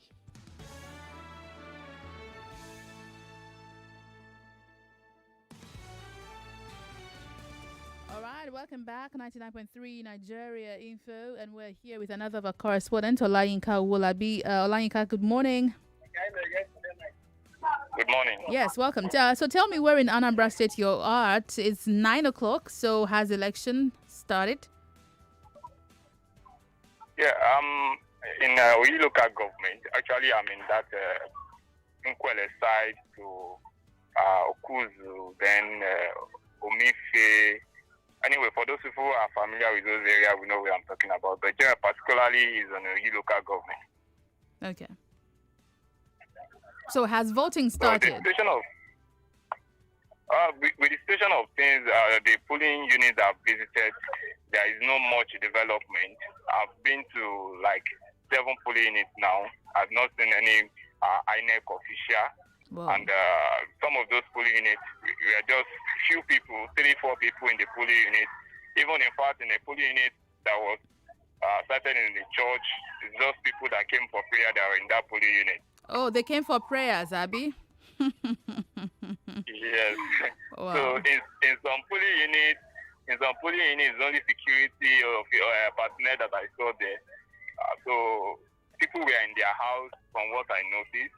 People were in their house. Some people were cleaning their house, washing clothes. And from what I noticed on the street, some able men were just playing football in their estate. Wow. And some jogging around the station of things right now. And other people were just carrying their gallon around to get fuel. So they can possibly just sit back and watch movies. Oh dear. So generally for security agents around there, are they calm? Do they look agitated? Because some of the fear we get, I've got some of my callers tell me, they're not particularly afraid of IPOB because IPOB has called off their sit-at-home order. They're a bit scared that security officials might turn against citizens. That's quite something. But you are on ground. Tell us what you see. Yes, from what I noticed, there have been heavy deployment of security personnel from what all of us have heard in the news, and we have been seeing them patrolling around since yesterday, even up to this morning. And some people were afraid of that actually, because when I was moving on the street, the men of Department of State Services, they moved in their convoy like 6, 7. So some guys who were on the street, immediately they saw them, they rushed back into their estate. So some have fear because of that. Actually, not that they wanted to come and vote, but they have fear because of the deployment of security, heavy security in the area. So we didn't know. Maybe with time, maybe around 11, 12, maybe people will come out to come and vote. But at this moment, I'm talking to you. There is no turnout. I cannot say low turnout. There is no turnout. Zero turnout. I mean, even if INEC officials are not there, so I mean, it's even difficult to judge if people would have come out if the officials were on the ground. Yes. So the officials are not even there. Yes. Have we heard from INEC regarding this delay? We not heard from INEC because, like I've told you before, they have not arrived in many of the polling units. So Okay. we've not heard from them, whatever. Okay. Hello? Yes, I can hear you. I can hear you. So I said we don't hear from them. Maybe they have reason for their delay or whatever. We don't know. Or maybe they have logistic issue. We don't know what will have been the problem. But the station of things now, I don't want to predict what will be the outcome of the election. But we just hopeful maybe by the time people will come out to vote. All right. Thank you very much for this update, Olayinka. Thank you. All right, thank you. Okay, we'll go around again to our correspondent in a bit. I'll go to some of those we had spoken to earlier on and see if they have anything new for us. Apparently, this is 5 minutes past 9. Voting has not begun in most places. I've not heard of one place where voting has started. It is 1 hour, 15 minutes behind time. And in many of these places, INEC officials are not even on ground. The polling units are bare, except for security officials. They arrived early. I mean, they've been at their duty posts early, but INEC officials are not there.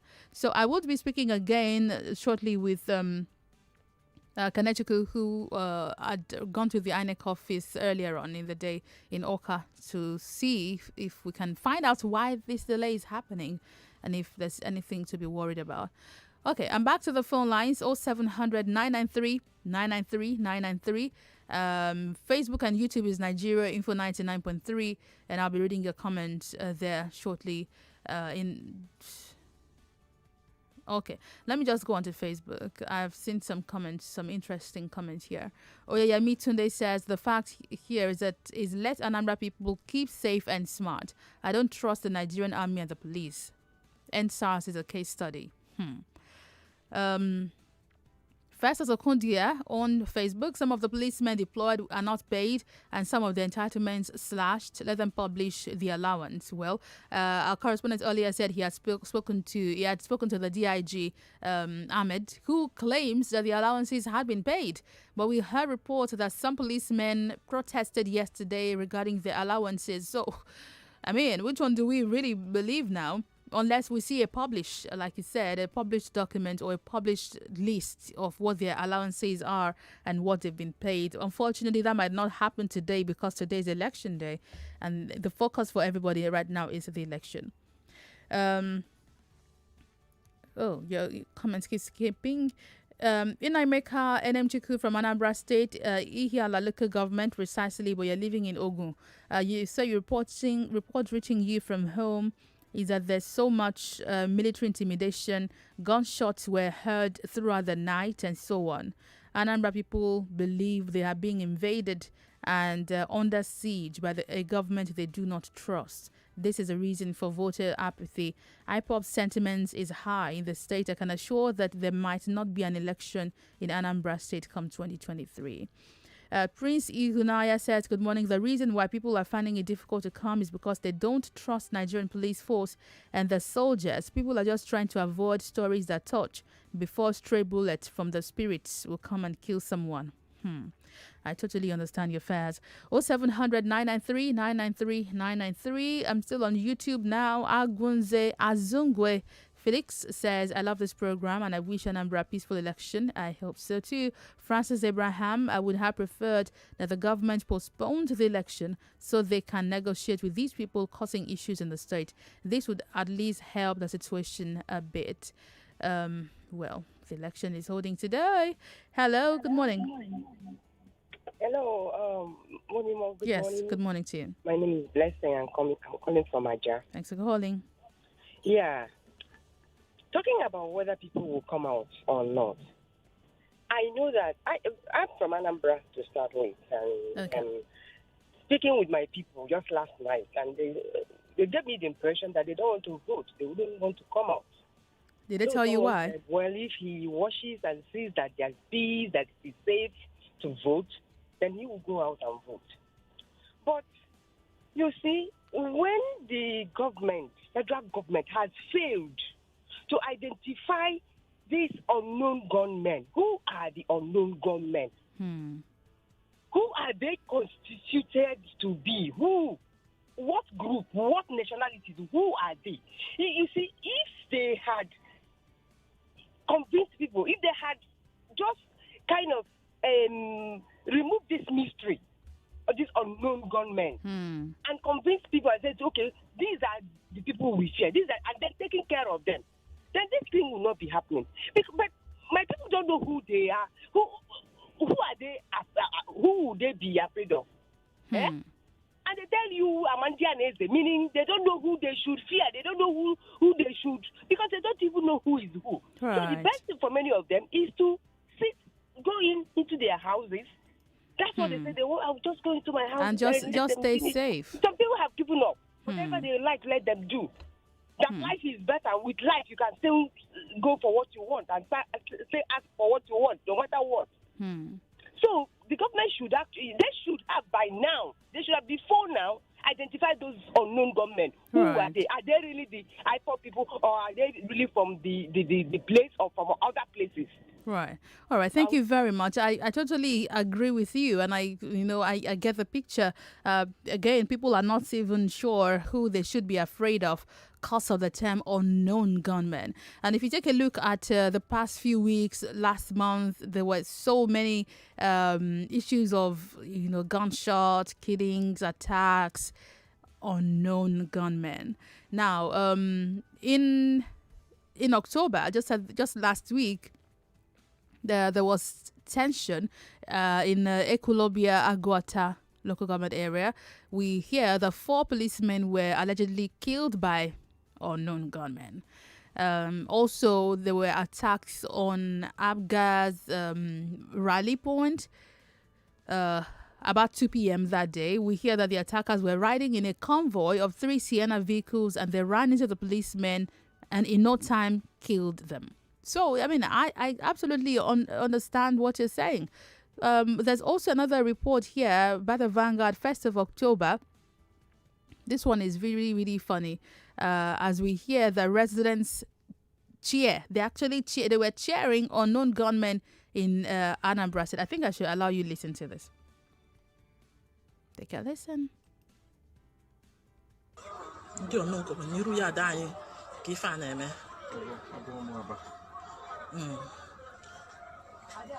Can you na window we see na window we na. Let's see. If you go on, what if your name is? Na window can see next zifa. Nefa.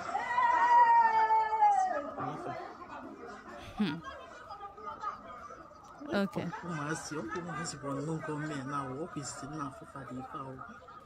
Hey, Jesus. Never life.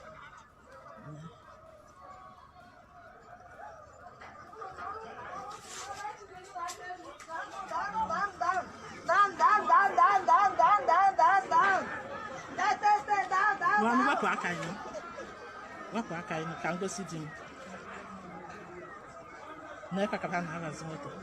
My best friend also.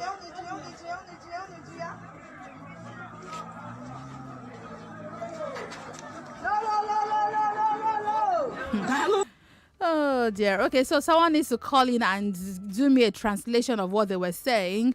But in this video, if you see it, it's online. I played you this one from Vanguard's page.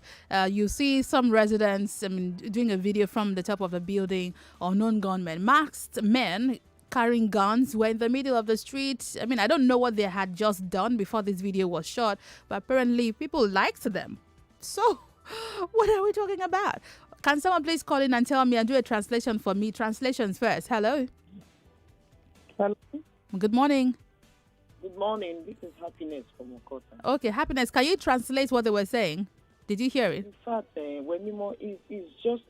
just unfortunate. How can they are praising the unknown government that they should continue, that they are doing it well. They are doing it well. That's the translation of it. Wow. And I don't know. It's not really encouraging. So you can't even blame people for sitting at home while the election is on.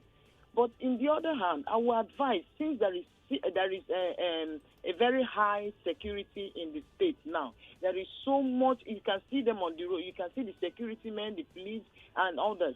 So I think it is right for people to come out. Just vote, quietly go back to your house. Because if you don't vote, that means the whole thing is meaningless. That's just my contribution. Oh dear. So we have the security forces, about 50,000 of them on ground. We have IPOB on one side, but they've said, well, we don't care about the elections and we're no longer ordering sit at home. And then we have the unknown gunmen. They are just masked men. We don't know who they are, and they could show up at any time and just get away with it.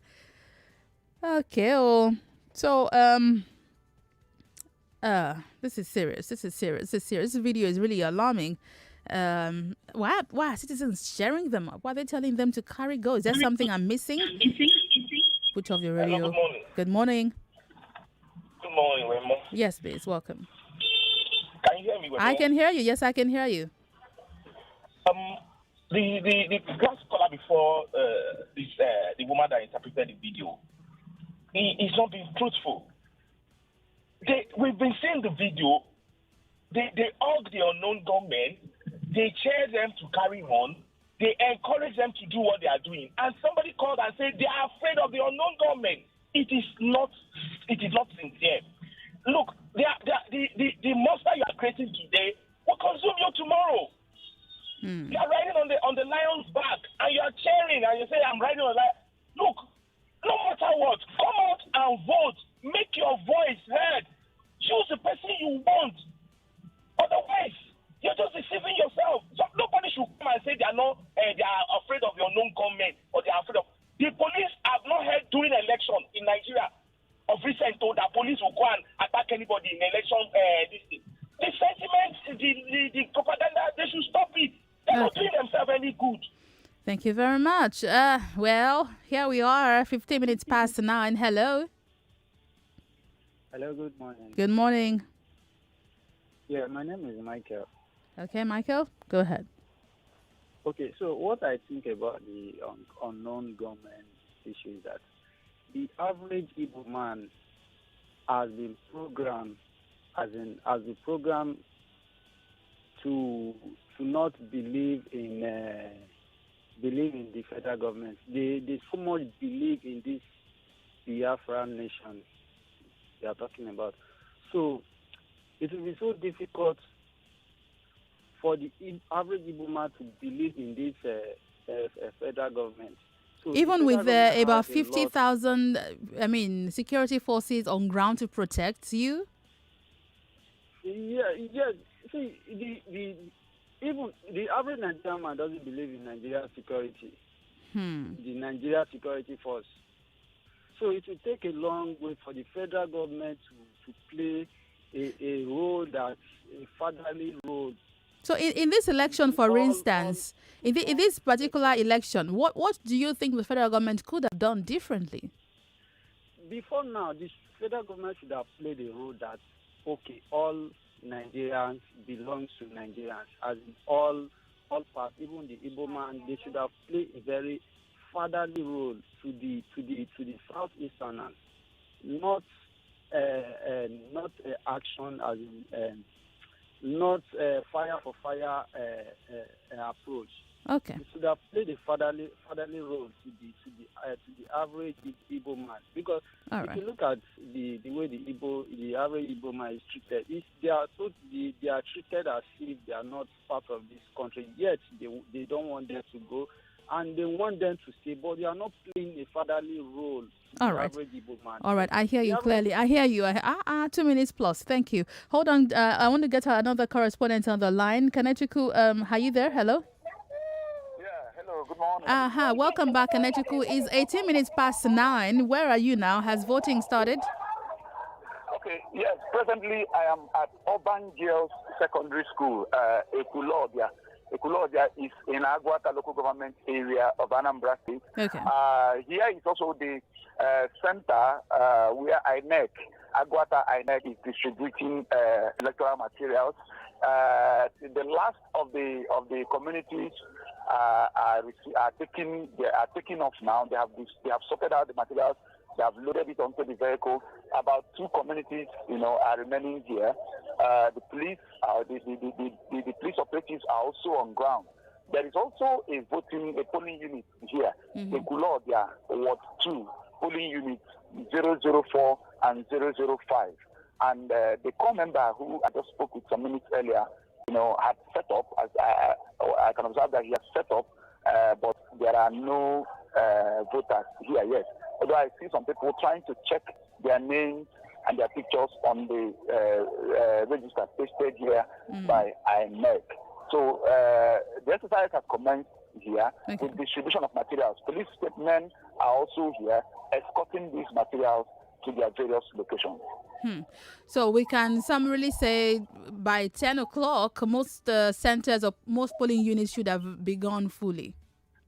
Yes, I am also headed out to those places actually to know whether the materials had arrived there and when actually they arrived. We are hopeful that, since it began this early, although not very early, but at least it's still in line. Hopefully, the election will go on smoothly. Have we heard from INEC what the cause of the delay has been? Are there issues with election materials? Okay, I made attempts.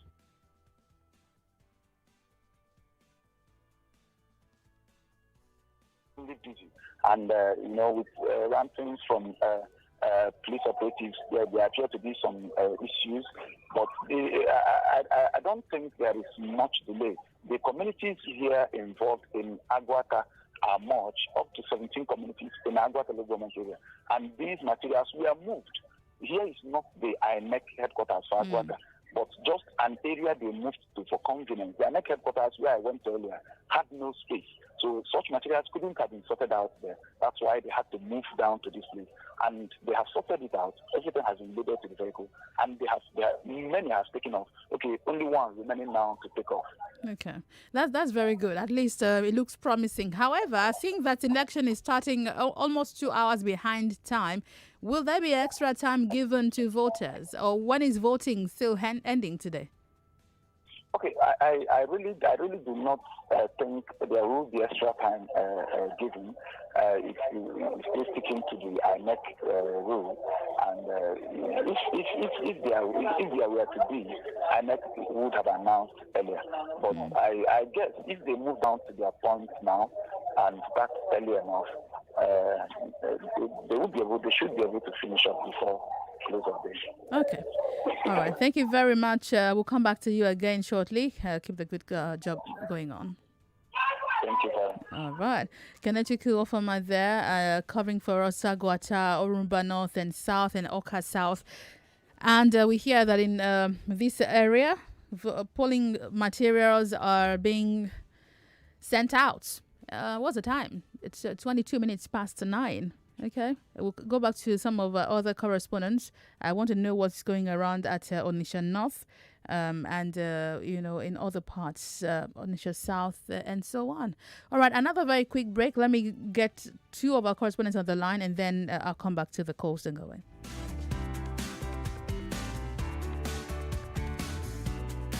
Keeping up the pace in an ever-changing world. increasing effectively. 100 naira, 120 naira. Topical issues and conversations affecting you. The society has created that need where people do not have options to choose when it comes to jobs, so they go into what's available. So the onus lies on those who select. Those who select them must look out for those who have passion for this job. Okay. Through interview. Your number one station for talk. 99.3 Nigeria Info. Let's talk. Talk that matters to you. When you marry, you don't cheat. The most common drug that damages the liver is paracetamol, what we call acetaminophen. People think that paracetamol is just paracetamol. I can take paracetamol. No. Do you know I've been monitoring elections since 1999? Rigging of election takes place not at the polling unit, but at the collation center. 99.3 Nigeria Info. Let's talk. Because the news never stops. We never stop. 18-year-old boy has reportedly stabbed a 28-year-old commercial sex worker. Federal authorities seek clemency for 12 Nigerians on death row in Indonesia. The Lagos State Governor only requested for the soldiers accused of shooting a protesters at Lekki too. 99.3 Nigeria Info. Let's talk.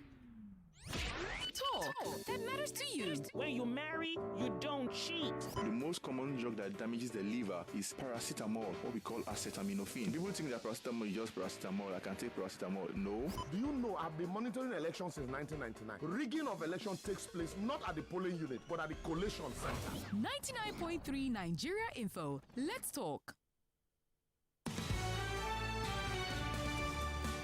Welcome back, 99.3 Nigeria Info. We've spoken to Kanatiku, who's taking us around Agota, Orumba North and South, and Oka South. I have Doreen joining me again on Onisha North. What's going on now, Doreen? All right. If you heard me, I just laughed because I'm quite tired now. I just came back from one of the wards, one of the units. I visited 012, 004, 018. And same thing. The only thing, okay, I haven't gone around the second time. The only thing I was able to get is just a table and chairs. And I'm still yet to see the officials, INEC officials. So I don't know what is happening, if there will be election in this place or not. And we have agents standing, but those persons, the electorate, is gone. Because I feel maybe they are tired of standing, so they just have to leave. So let's hope they will come back again. It's 25 minutes past 9 now. That means we're about 1 hour, 30 minutes behind schedule for this election to kickstart. What are the party agents saying? Have they spoken to you? Do they still have faith? Yeah, they do, because some of them, they are calling, they are also making calls. Like they are even confused, but they are still hanging around and hoping that the officials will come anytime soon. So they have not given up, actually. Not given up. It's still a long day. I mean, we still have time. We'll hopefully still have time. Let's see how it goes. Oh, dear. Okay. That's Doreen there, Obianuko from Onisha North. Still hanging around. Nothing is happening yet in that area. I mean, apparently almost everywhere in Anambra right now, election has not started, and it's almost 9:30. Well, we're still here. We're keeping faith alive, and hopefully the election kickstarts before 10 o'clock, and also hope that by that time people will still be there and they're not leaving and not voting. All right, my guest joins me in the studio right now. Retired Colonel Francis Okosu is here with me to talk about the security angle of these elections and the Anambra politics playing on in recent times. Welcome to the studio, sir. Thank you so much. It's good to have you here. So before you came in, the conversation I just moved to these unknown gunmen. In recent times, the past weeks, we've had gunmen just show up in masks. I mean, I just played a video that I stumbled on online. They're masked up, they shoot, they kill people, security operatives, whoever. We don't know who they are. Government apparently doesn't know who they are. It's unable to find them. Some of our people who've called me from Anambra State are afraid to go out, not because of IPOB, but now because of these unknown gunmen who they fear might just show up. Yeah. What do we say about that? It's a failure of the system. If you have unknown gunmen, it's because you have chosen to let them be unknown. If you have a security apparatus that is up to his game, a security apparatus that is aware of its every inch of its ground, then they should be able to unravel such mystery. It's a self-imposed mystery. How can there possibly be unknown gunmen? They are gunmen. Have you arrested any one of them? If you have arrested any one of them, what have you done with such? What have we found out? What have you found Who are out? they? Who are they? And then it comes down. Remember, it comes down to this fallacy. You have a security apparatus. You have a Department of State Service that has responsibility for every inch of Nigeria's territory. Every local government has some security, some DSS personnel. Every local government has a police post or station or division. And you say something happens in your area of operation or responsibility and you can't unravel it, then such people should be fired. It's as simple as that. Yeah, well, you make it sound really simple, but that's not what's happening. It is. No, come on. This is what I'm talking about. Take any local government.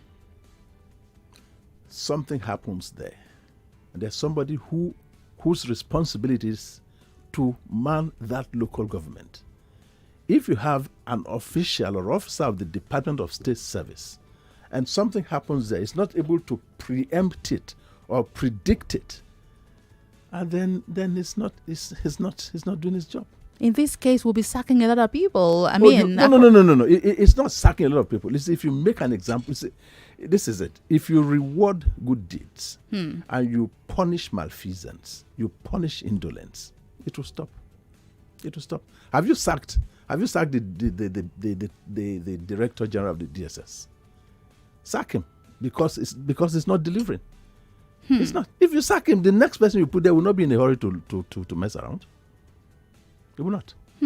So I mean, again, you make this sound simple, like almost like just press a button and everything is sorted. But do you think then that could this be a deliberate attempt not to unravel this mystery? Then, if it's as simple as you make it, why is it not being done? It's not a deliberate thing. It's the fact that they don't know what it is. No, when you condone indolence persists.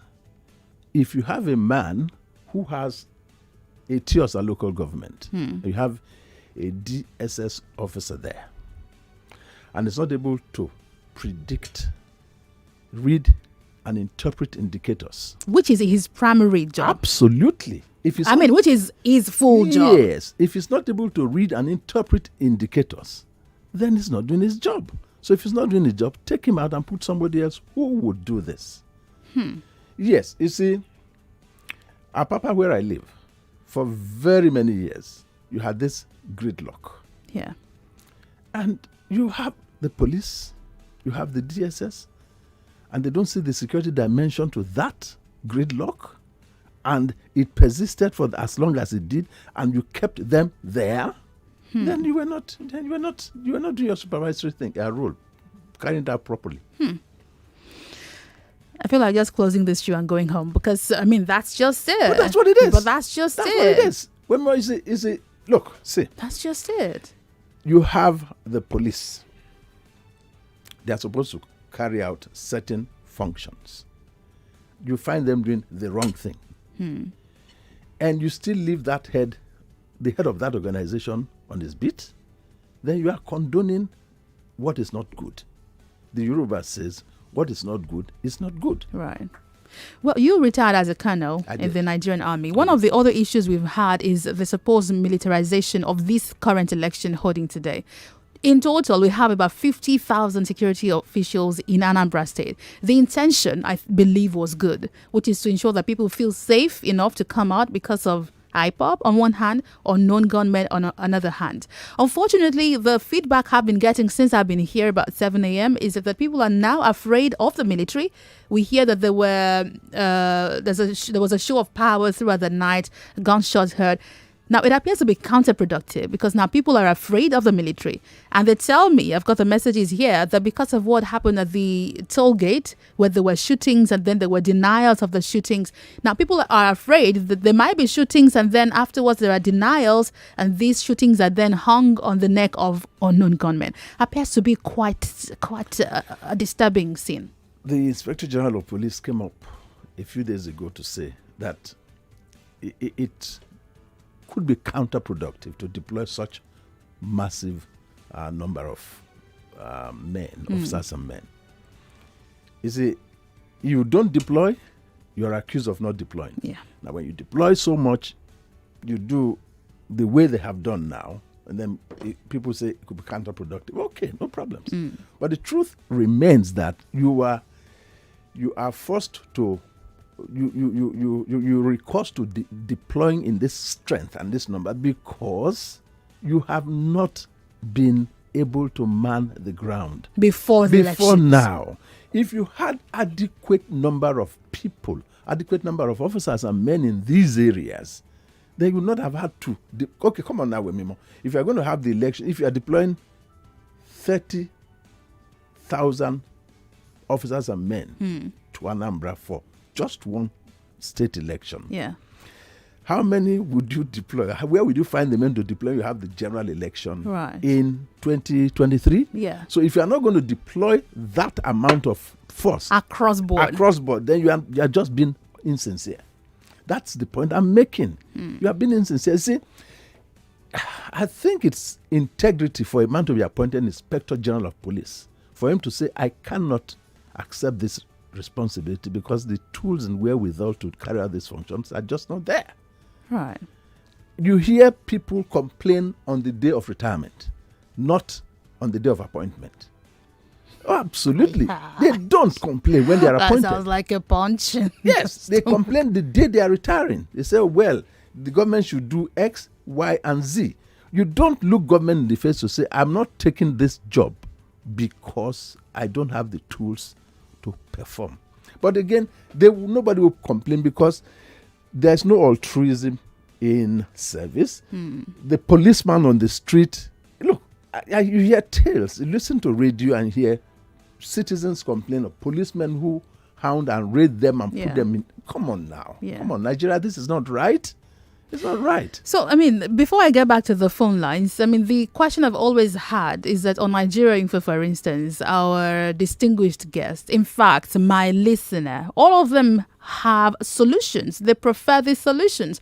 And my biggest question is if I know the solution and you know the solution and my millions of listeners know the solution, the people who should implement these solutions, do we mean they do not know what to do? They are dishonest. Boom. You see, it doesn't take a village. It takes just one person to say, this cannot stand. And that person is a person who has authority, who has power, who has influence, who has clout. And at every level, at every stage, ward, local, state or federal government, you have people who are responsible for this. So but holding them responsible. Yes, it's a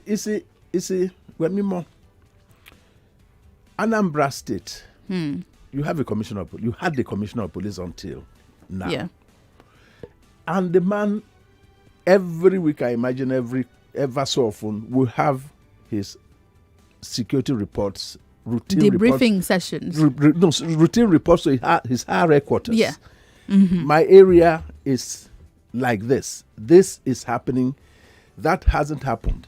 My assessment is that unless A, B, C is done, we might not have, if the people do their job the way they ought to do these jobs, then we will not be where we are. Okay, one more thing. So we've accepted that there's dishonesty in tackling these cases of insecurity. Now, there is also an unhealthy relationship between security officials and the citizens. You find that there's this that's a trust deficit. That bothers unfair. So now citizens are afraid of anybody who's, one, in uniform, even if you're not carrying arms. Two, if you're carrying arms, it's even worse. Because you find, like you said, security officials tell you, I'm going to kill you, nothing's going to happen. And truly, nothing is going to happen. Nothing happens afterwards. So there's this unhealthy relationship. What's your preferred scenario in relationship between the military, for instance, the police and other security officers and civilians? We have a national orientation agency. Hold 1 second. Hold on a second. There. A national orientation agency is supposed to appeal to the soul of people. Yeah. Win hearts and minds. Are they doing this? Let's put them aside. If they're not doing this, find something else or some other apparatus that can. But you still need to get to the people to say, how do you say police is your friend? That's what they say. That's what they say, yeah. Police, yeah. But we know that they really, truly aren't the people's friend. Yeah. You talked about militarizing the election. No, the society itself is militarized. It is heavily militarized. Yes. I dare say that the society has more weapons. The people, the non-state actors have more weapons than the establishment itself. So it boils down what is the man who is supposed to snoop and sniff around doing? How come you have such cache of arms and ammunition in the system and nobody is able to point at that? And I mean, look, there's what we call in the military, there's what we call cordoning and searching. You cordon a place and search based on information you have about. Yeah. The military doesn't supply that information. Yeah. There is a frontline organization that should supply that information. In Ajegule, the DPO or the police at Jeremy, if Elodun, that would have that task. And once he has that task and executes that task, he will be able to get information that can be processed for intelligence, for action. Yeah. But as it is, as things stand, these are not being done. They would rather go out in the night with Danfo to arrest people who are sleeping in front of the house because NEPA will not, what do you call them now? Yeah. Yeah, no, don't worry. Yeah. We'll still take it. Yeah, NEPA. There'll be no light and blah, blah, blah. So it's sad. It's very sad. Let me get to the audience. I mean, again, this sounds so simple, like I could press a button and fix everything. And I'm wondering why are we not pressing this button? Why are we here? If there is anybody who has a different opinion, let them bring it and let's examine it. I insist that, let me sound like a broken record. There are 774 local governments in Nigeria.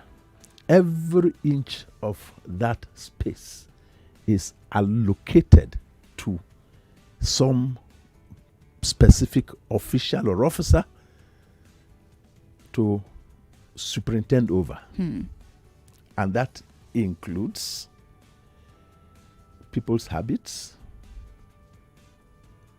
the way they behave, occupation, those who are not, those who don't have occupation.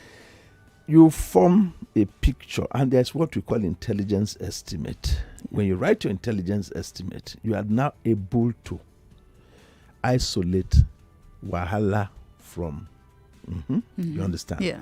And then you can deal with malfeasance. Specifics. Absolutely, but as it is, we're not. 0700 993 993 993. Female callers, you have a line, and that's 014657190. If you're diaspora, remember you can join us over Skype. You can call us Nigeria Info 99.3, and I'll take your calls. Let's go. Hello. Hello, good morning, Wemimo. Good morning. Comrade Ogbanago Mohammed Ibrahim calling. Yes, welcome. Thank you. I really appreciate your efforts this morning. Thank you. Good morning to our guests in the studio. Thank you. Look, we are always in denial in this country, and that is who we are.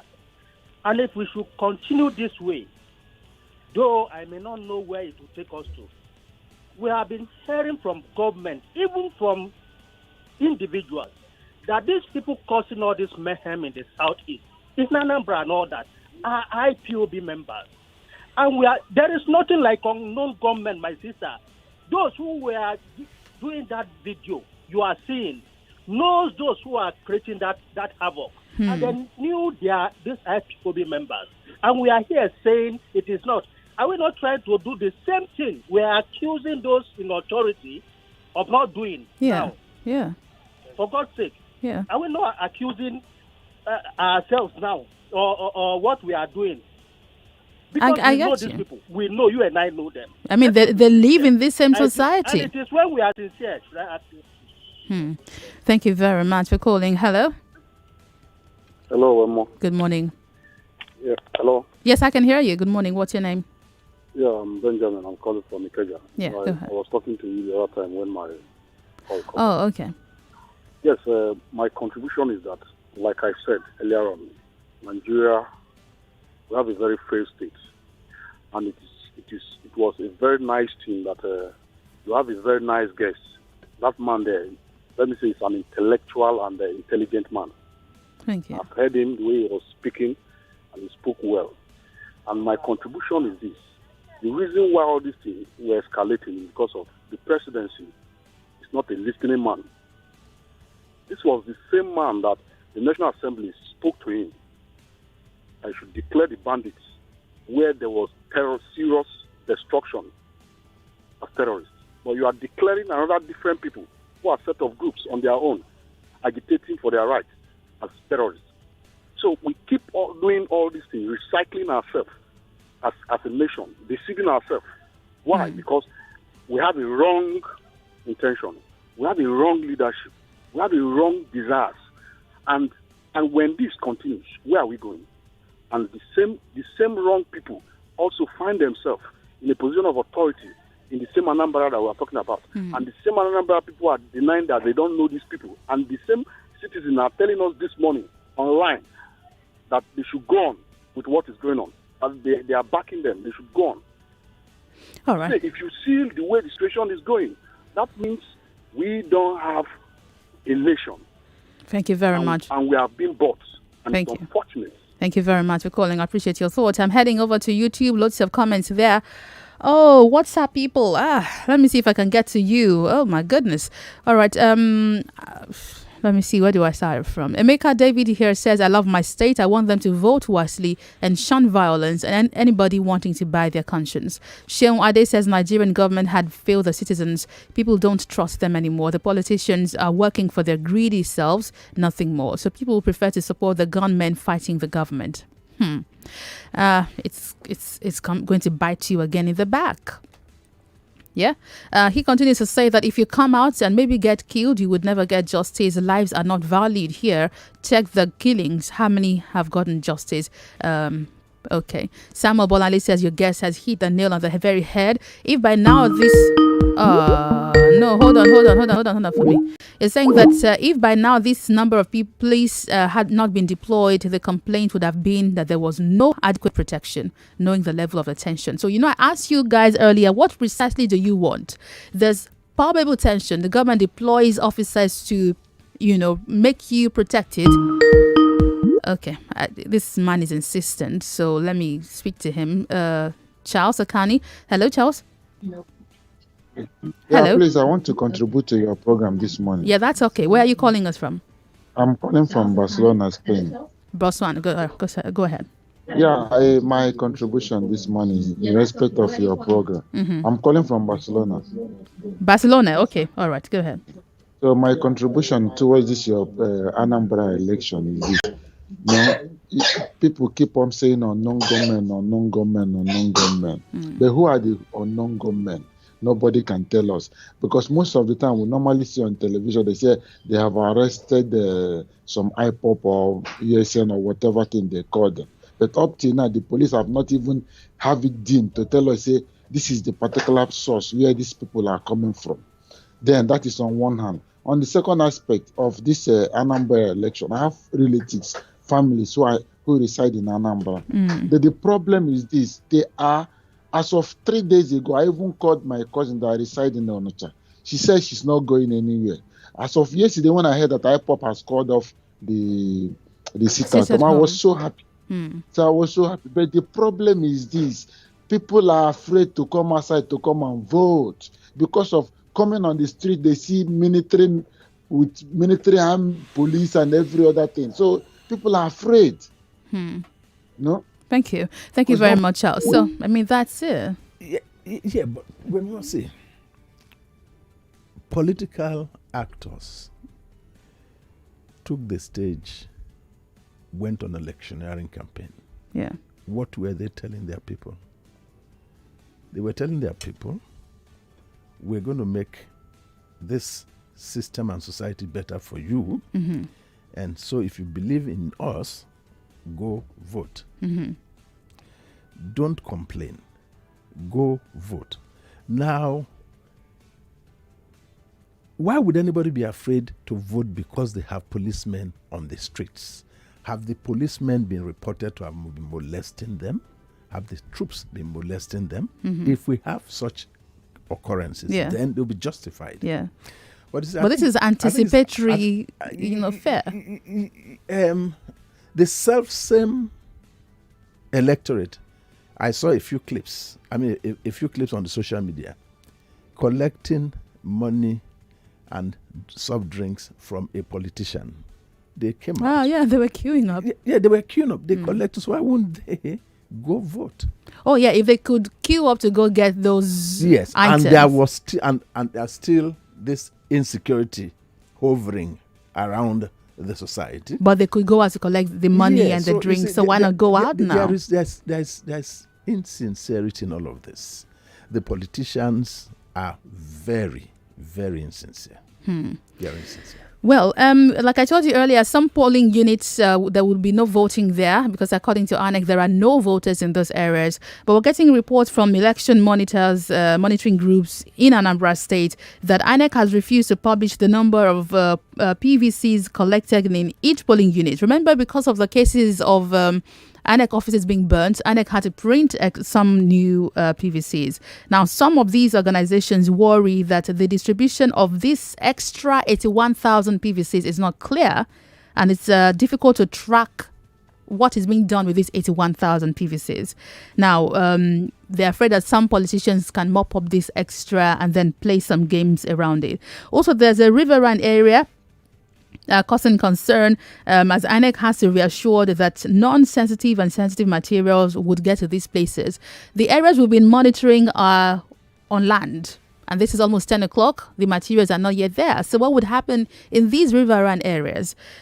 Also, voter turnout is a big issue here in this matter. Remember that for this election, the results will be uploaded. So right here in Lagos, you can check the result. Let me get to the site shortly. I need it because I want to see how this would happen. It's practically the first time that there will be a display of results for everybody to see on. I mean, it's not live, so it's not like it's being polled as it's coming in from the polling units. But as close to live as possible. As close to live as possible. Yeah. This is very good. Mm-hmm. I like it. I like it. Mm-hmm. And this makes it, gives us a positive outlook for 2023. If we can do this and it works, then, I mean, it also instills a bit more confidence, I mean, in INEC concerning this election. The reason,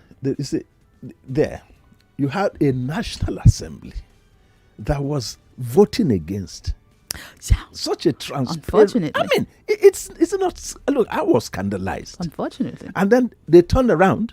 So what changed? Pressure. I mean, I think people put on pressure. Civil society organizations putting pressure. And those are people who are supposed to be representing me. You know, it's sad. I was talking with the senator representing me some time ago. I went to the village some time ago, buried my mother, and it was terrible. My poor old mother must have been cursing in her coffin. Finally, I said, who is my senator? I was given his name, his number. I called him. And I said, look, what would you be coming back to tell people that you have done for them to vote for you? And the man said, I am sick and tired of people who don't know the difference between the executive legislature. I said, young man, please, that's not the point is, whether I know it or not, it's your place to point. Legislate. Yes, and point us to. I can't have you and not have the dividend. They call it dividend of democracy. Is we have politicians who are, those guys are, they can do better. I agree. A number of elections are going on. I'll see if we can call one or two more of our correspondents before we leave. No, we're not closing the studio yet because we're here till noon. Just that I need to step aside and go and get something to eat, okay? Hello, good morning. Hello, good morning. Good morning to you. Yes, sir, speaking. Yeah, I want to talk about the Anambra elections. Yes, of course. Go ahead. What's your name? Yeah, my name is Mr. Kanachi. The point is that the federal government has not given people reason to trust them, And the point is that with all the people they've been arresting, talking about the IPOB and the ECN stuff, they've never given us any concrete information as far who is the unknown gunman. Now, a country that can send 50,000 military personnel to a state for one election, has not been able to send in 50,000 soldiers to the north to clear up all the foreign terrorists that have been terrorizing. I'm sorry, I have to cut you off because I have a break coming up right now. So I apologize, but I have to cut you off. So let's go on this break and then we'll be back to say our goodbyes and see if we can squeeze in one more reporter before we go. Don't go away. This is Election Coverage Studio. Anambra elections going on today. My name is Wemimo Adewini. Don't go away. Good information for you that will definitely put smiles on your face. It's the biggest deal of the year, the Jumia Black Friday sale, and it is here. And it has so much packed for you. Friday is Explosion Day. Unbeatable deals every Friday. I'm talking about the treasure hunt happening midnight by 6 p.m. Get a chance to hunt for the iPhone 13 and also secure a 200,000 naira voucher and a 1-year Jumia Prime subscription. You also have the 5K store where everything is 5K or less. The flash sales every Friday during the Black Friday deals from 12 midnight, 10 a.m., 12 p.m., 2 p.m., 4 p.m. and 6 p.m. Also, guys, there's some benefits you get as a customer by engaging in the Jumia Black Friday sales. You have the Jumia Prime benefits. Save on every order with Jumia Prime with 0 delivery. For those who buy regular on Jumia, subscribe to Jumia Prime and pay 1 naira for 1 month. Jumia Prime subscribers will get 10% off on the first order during the Jumia Black Friday sales. Also, you can pay on delivery. Customers can get vet products on delivery before making payment. Customers who are skeptical about imputing their bank details to shop online. Also, customers who want to take advantage of the deals during the Black Friday sales but prefer to pay cash or with POS on delivery. All this and so much more you can get from the Jumia Black Friday sales, one of the biggest sales this year. Don't miss out on this amazing experience. More news and information coming up. We'll be back in a moment.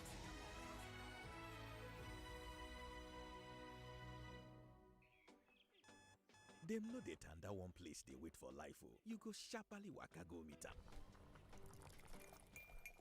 No be how many chance wey you get na im matter oh. Na wetin you take am do na im be the koko. As day dey break dey go, cup after cup with better smell wey dey tinkolo body. And omyomyo taste of Nescafe 3-in-1. Your day don't start gidigba be that oh. It can still finish gidigba. Nescafe don't land now for sachet for shinkily 70 naira. With Nescafe, everything don't start be that oh. Oh, let somebody shout hallelujah. I hope some of you will remember that in 1998, God performed a very special miracle at Lekki in a program known as Lekki 98. Millions of people, the largest crowd that had ever gathered on the surface of the earth, gathered then at Lekki. And miracle signs and wonders beyond human expectations were wrought there. Well, God is about to do it again. This time is about to do something similar on the 7th of November, 2021. And the theme this time is the outpouring. Oh, I want to invite every one of you to this meeting because I know God will bless you mightily there. God bless you in Jesus' mighty name. We know Sakpa is shocking. We know accounts bread. We know the streets are not smiling. Not smiling, no. We know the hustle must pay. He must pay. That's why this Jumia Black Friday is a big deal. Big deal. We know the economy is not smiling, and that's why Jumia Black Friday is a big deal. From the 5th to the 30th of November, enjoy big deals up to 50% on tech and electronics, fashion, health and beauty, groceries, and many more. Visit the Jumia site or download the app to shop all deals. Jumia, every day is Black Friday. Dem no dey tanda one place dey wait for life oh. You go sharply waka go meet am. No be how many chance wey you get na im matter oh. Na wetin you take am do na im be the koko. As day dey break dey go, cup after cup with better smell wey dey tinkolo body. And Omio taste of Nescafe 3-in-1. Your day don't start gidigba be that o. It can still finish gidigba. Nescafe don't land now for sachet for shinkily 70 naira. With Nescafe, everything don't start be that o. To grow a business in Nigeria, your connections have to be strong. And I'm not talking about some godfather in the villa or plugs in the corridors of power. No, it's the small, everyday connections like how quickly do you address customer queries? How effectively do you track your staff progress? Yeah, that's the kind of connection we're talking about. And to be that connected, you need a reliable partner like Airtel Business. That's right. With Airtel Business, you enjoy reliable, unlimited fixed internet that keeps all your business connections seamless. You also enjoy 24/7 dedicated care lines. Contact Airtel Business at ng.airtel.com today. Airtel, the smartphone network. It's finally here. The I Beg to Differ debate tournament is live on Nigeria Info. Our moderators are impeccable jurists, our great timekeeper. I'm here to support the motion that. Yeah, to oppose the motion we say. In this age of computer, internet, and social media, teaching Nigerian language in our schools will put Nigerians at great. Out of over 100 auditions, 16 secondary school students from all over Lagos have been chosen. I hereby oppose the motion with this following point of mine. Importance of language to people is well illustrated in the Bible story about the Tower of Babel. God had to regulate social media means to give access, power to the government for them to control and determine the content of. Tune in to hear the leaders of tomorrow debate the questions of today. One winner, 1 million naira with your moderator, Sandra Ezekwesili. Starts on Monday, 8th of November and airs every day at 4 p.m. on Hard Facts. For advertising, sponsorship, and partnership, contact us at 0703 498 4352. That is 0703 498 4352. Dem no dey tanda one place they wait for life o. You go sharply waka go meet am. No be how many chance where you get na im matter o. Na wetin you take am do na be the koko. As day dey break dey go, cup after cup, with better smell wey dey tinkolo body. And Omio taste of Nescafe 3-in-1. Your day don't start gidigba be that o. It can still finish gidigba. Nescafe don't land now for sachet for shinkily 70 naira. With Nescafe, everything don't start be that o. You are listening to your number one station for talk. Your number one station for talk. 99.3 Nigeria Info. Let's talk.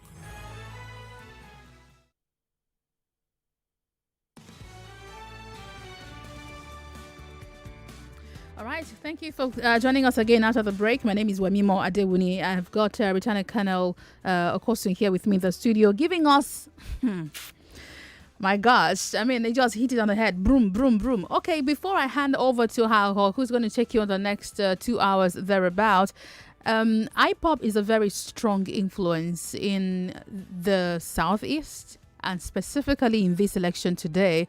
If we don't have voter turnout, that's one of the biggest reasons. The government, one of the reasons we also have about 50,000 security officials there is because of the initial sit-at-home order by IPOB, which they had claimed that they would enforce. So we had anticipated a possible confrontation. Some of my callers insist that the government should have dialogued with IPOB. Again, you retired as a colonel in the Nigerian army. What's your recommendation in handling this IPOB issue and reducing insecurity and also death and clashes? Okay. IPOB is a movement. My tactics teacher taught me that it's not every battle that you win via a firefight. The IPOB issue is one that has to be thought through. Ostensibly, they have grievances. Government, either directly or through the use of back channels, must dialogue with not only IPOB, every single. Look, you see, I mean, wrong. You saw President Yadua do it in the Niger Delta. Yeah, it yielded dividends. That has to be done. Look, I don't think people are crazy. Bloodshed it's the armed struggle ends results in bloodshed. Yes. We saw the Civil War. Nigeria saw the Civil War. It paid nobody. Everybody was a loser. I'm sure that these chaps do not intend to kill themselves and kill the people. However, somebody has got to tell the Igbo, I don't know, the umbrella. Maybe the Ohanis rein, because essentially these are young folks. Yeah. Rein these guys in. Make them see why this thing can be pursued differently. How differently do you think it's other than by armed struggle? Yeah. Other than by armed struggle. That's what I'm saying. It can be pursued differently. Look, I'm not holding anything against IPOB or anybody. But you know one thing? At the end of the day, everybody is a loser. When the Civil War ended, there was a Nigerian musician, Ifeanyi Ediokwedi. He came up, he caught a track, and he titled it Happy Survival. And for those who speak Igbo language, he said, Ozemena, may it never happen again. Yeah. I remember that trended even on Twitter last year, Ozemena. That was when I knew what that means. And I actually tweeted it also because I liked it, Ozemena. We have to go now. That's not that the studio is closing. Aho is stepping in now to take you on another few hours as we also reach out to our correspondents across in Anambra State, telling us what's going on there. We're streaming live on Facebook and YouTube, so go ahead to watch us there and leave us your thoughts and comment. But I need to go now. A big thank you to my guest, retired Colonel Francis Okosin, for joining me on the show today. Thank you. So my pleasure. Guys, I'll be seeing you again on Monday morning at 9 on Table Talk. You can talk to me on social media at Wemimo Sports. Hang in here. Don't go away. Good morning.